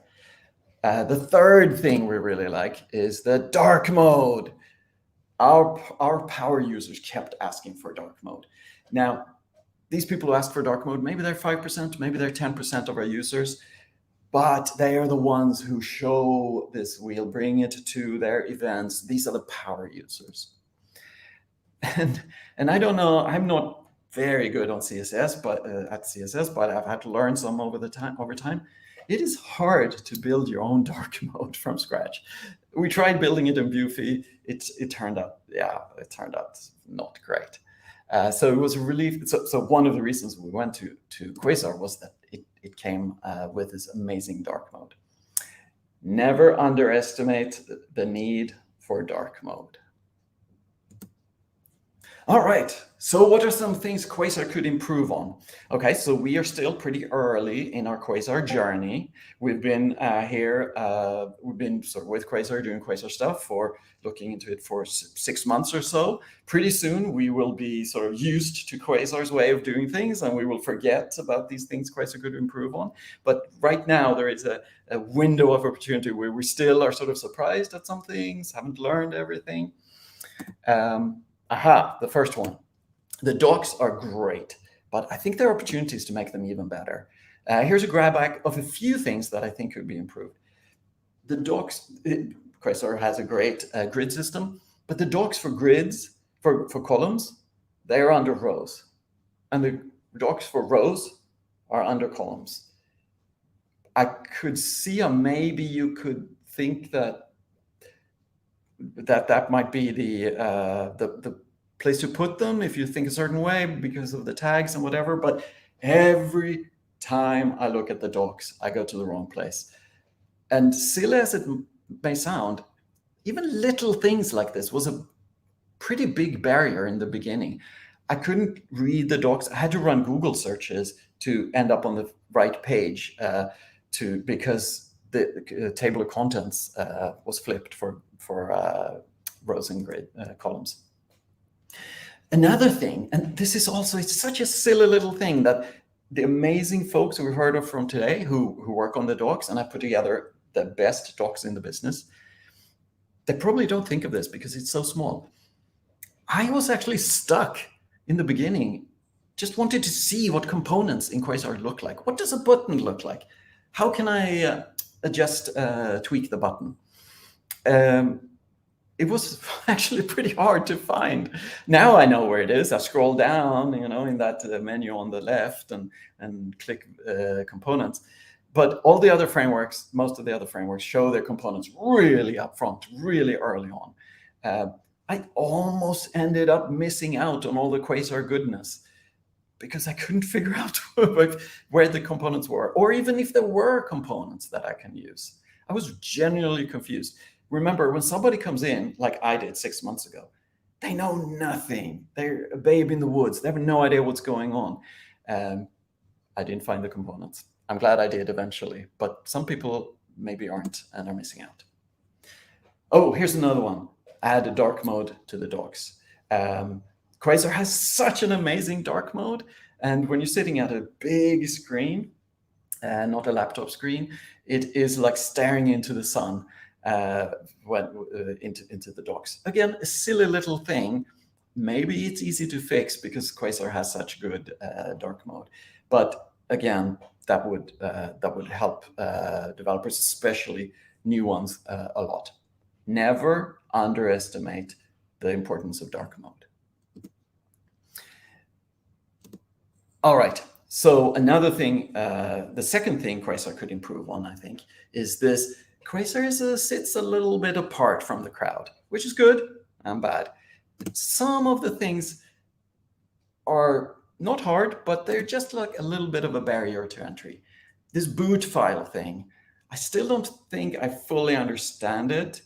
We have released the application, it works, but I don't feel completely comfortable with boot files. I'm sure I will in a few months, but it makes it a little harder to paste in code we find online. For example, getting internationalization to work. Our website is available in 52 languages, and getting that to work and lazy loading of languages and all that was just a little tricky. Not a big, huge deal, but enough to make somebody maybe think like, oh, boot files, that a Quasar only thing. I'll do something else. I go with another framework.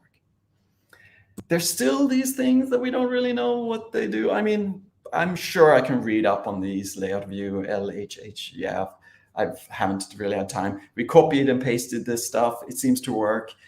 It feels a little odd, though, not to fully understand what this works. This feels a little Quasar only, Quasar sitting there far on the left doing its own little thing.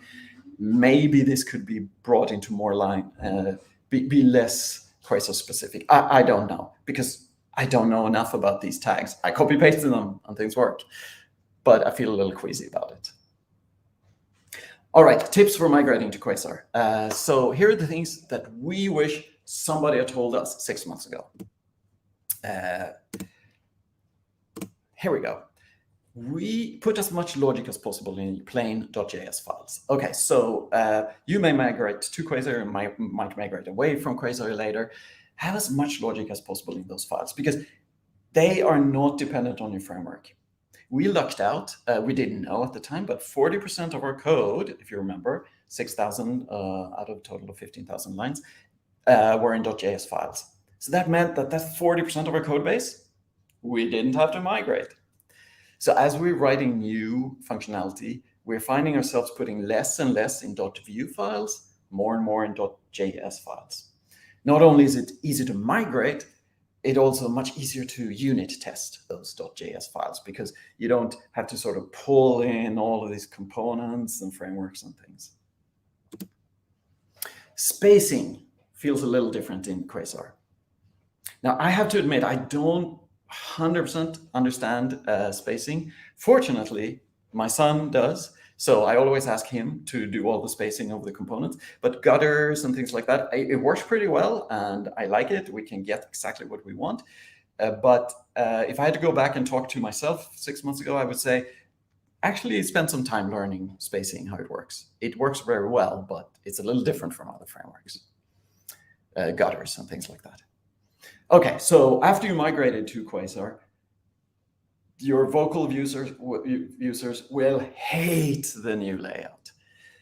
And even if you have changed hardly anything, we had all the buttons and everything were in the same place. Buttons look slightly different. They didn't have a drop shadow. They had, a little blacker text on it. we got so many emails. People hated the new design. Like, why did you make that 20% darker? And people are up in arms. And it turns out, whenever you change anything, 70% of users will just hate it because they're used to what you used to do before. But weather that storm, don't worry, new people will like the new stuff. And also, this is an opportunity. This is something you should do if you're migrating to Quasar or to any framework. Keep the old layout around. So if you go to wheelofnames.com, you see the new Quasar UI. But we have a button there that says, hey, this is the new UI. You want to, if something not right, click here to go to the old UI. And then we send people to, if you click there, they go to old.wheelofnames.com. And there we have the Buffy setup, the Buffy UI. And there we also have a button that says, hey, just so you know, you're on the old layout now. Please tell us why you're here. What brought you here? And they can fill out a little feedback form. And we've got so much good feedback from that. Some people just say, oh, I'm nostalgic about the old layout. Other users will say, oh, in this weird Opera browser, old Opera browser, the new one doesn't work. Or they will say there will be other bugs, because always when you migrate to a new framework, there are always little things that you forget about. So keep the old layout around if you can. And in conclusion, here is what I think you should do. Focus on your users. Use Quasar to do the heavy lifting for tech. We've done it. We've been very successful with it. Quasar is unique. We love Quasar. Month 2 of using Quasar, we went into this link and added a monthly donation. You should as well, so that we make sure we keep Quasar alive and support this amazing team who's building it. Check out wheelofnames.com if you ever need to spin or do a random raffle or similar. And finally, never underestimate the need for dark mode. Thank you very much for your attention. Scott, do we have any questions?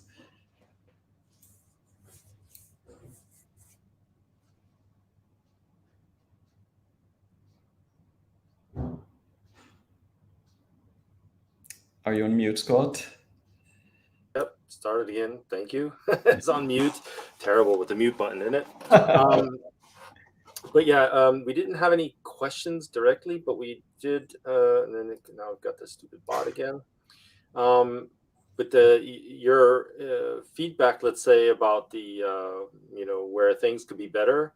I've got some sort of news.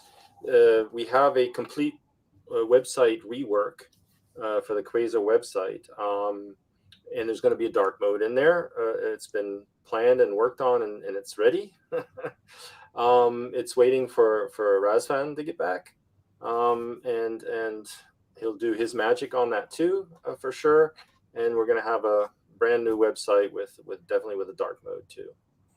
And by the way, just a question on my part, but why did you keep mentioning never underestimate the need for dark mode? What's up with that?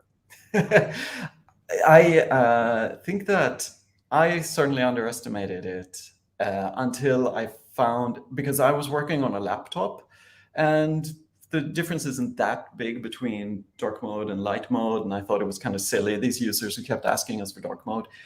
And then I sat down at a computer with a big screen, 2 big screens, and then when you go to a website that has a white background, like our old wheelofnames.com or the current Quasar docs, it is like an explosion. It explodes up in your face, and it's like sunshine, right? Right, like a sun. You're on the surface of the sun, and you're trying to read a doc. And then I realized that this is needed. And those are our power users. Those are the streamers, the teachers. They have the larger screens and are not necessarily on laptops or mobile devices. Yep, I can't agree with you more. That I just saw on Twitter the other day, somebody asked dark mode or light mode for development, and some people were saying I only use light mode when I'm outside and developing outside in the sun. Yeah, that makes sense. But obviously, when you're in your cubicle or in your room or wherever it is, it's probably going to be relatively dark.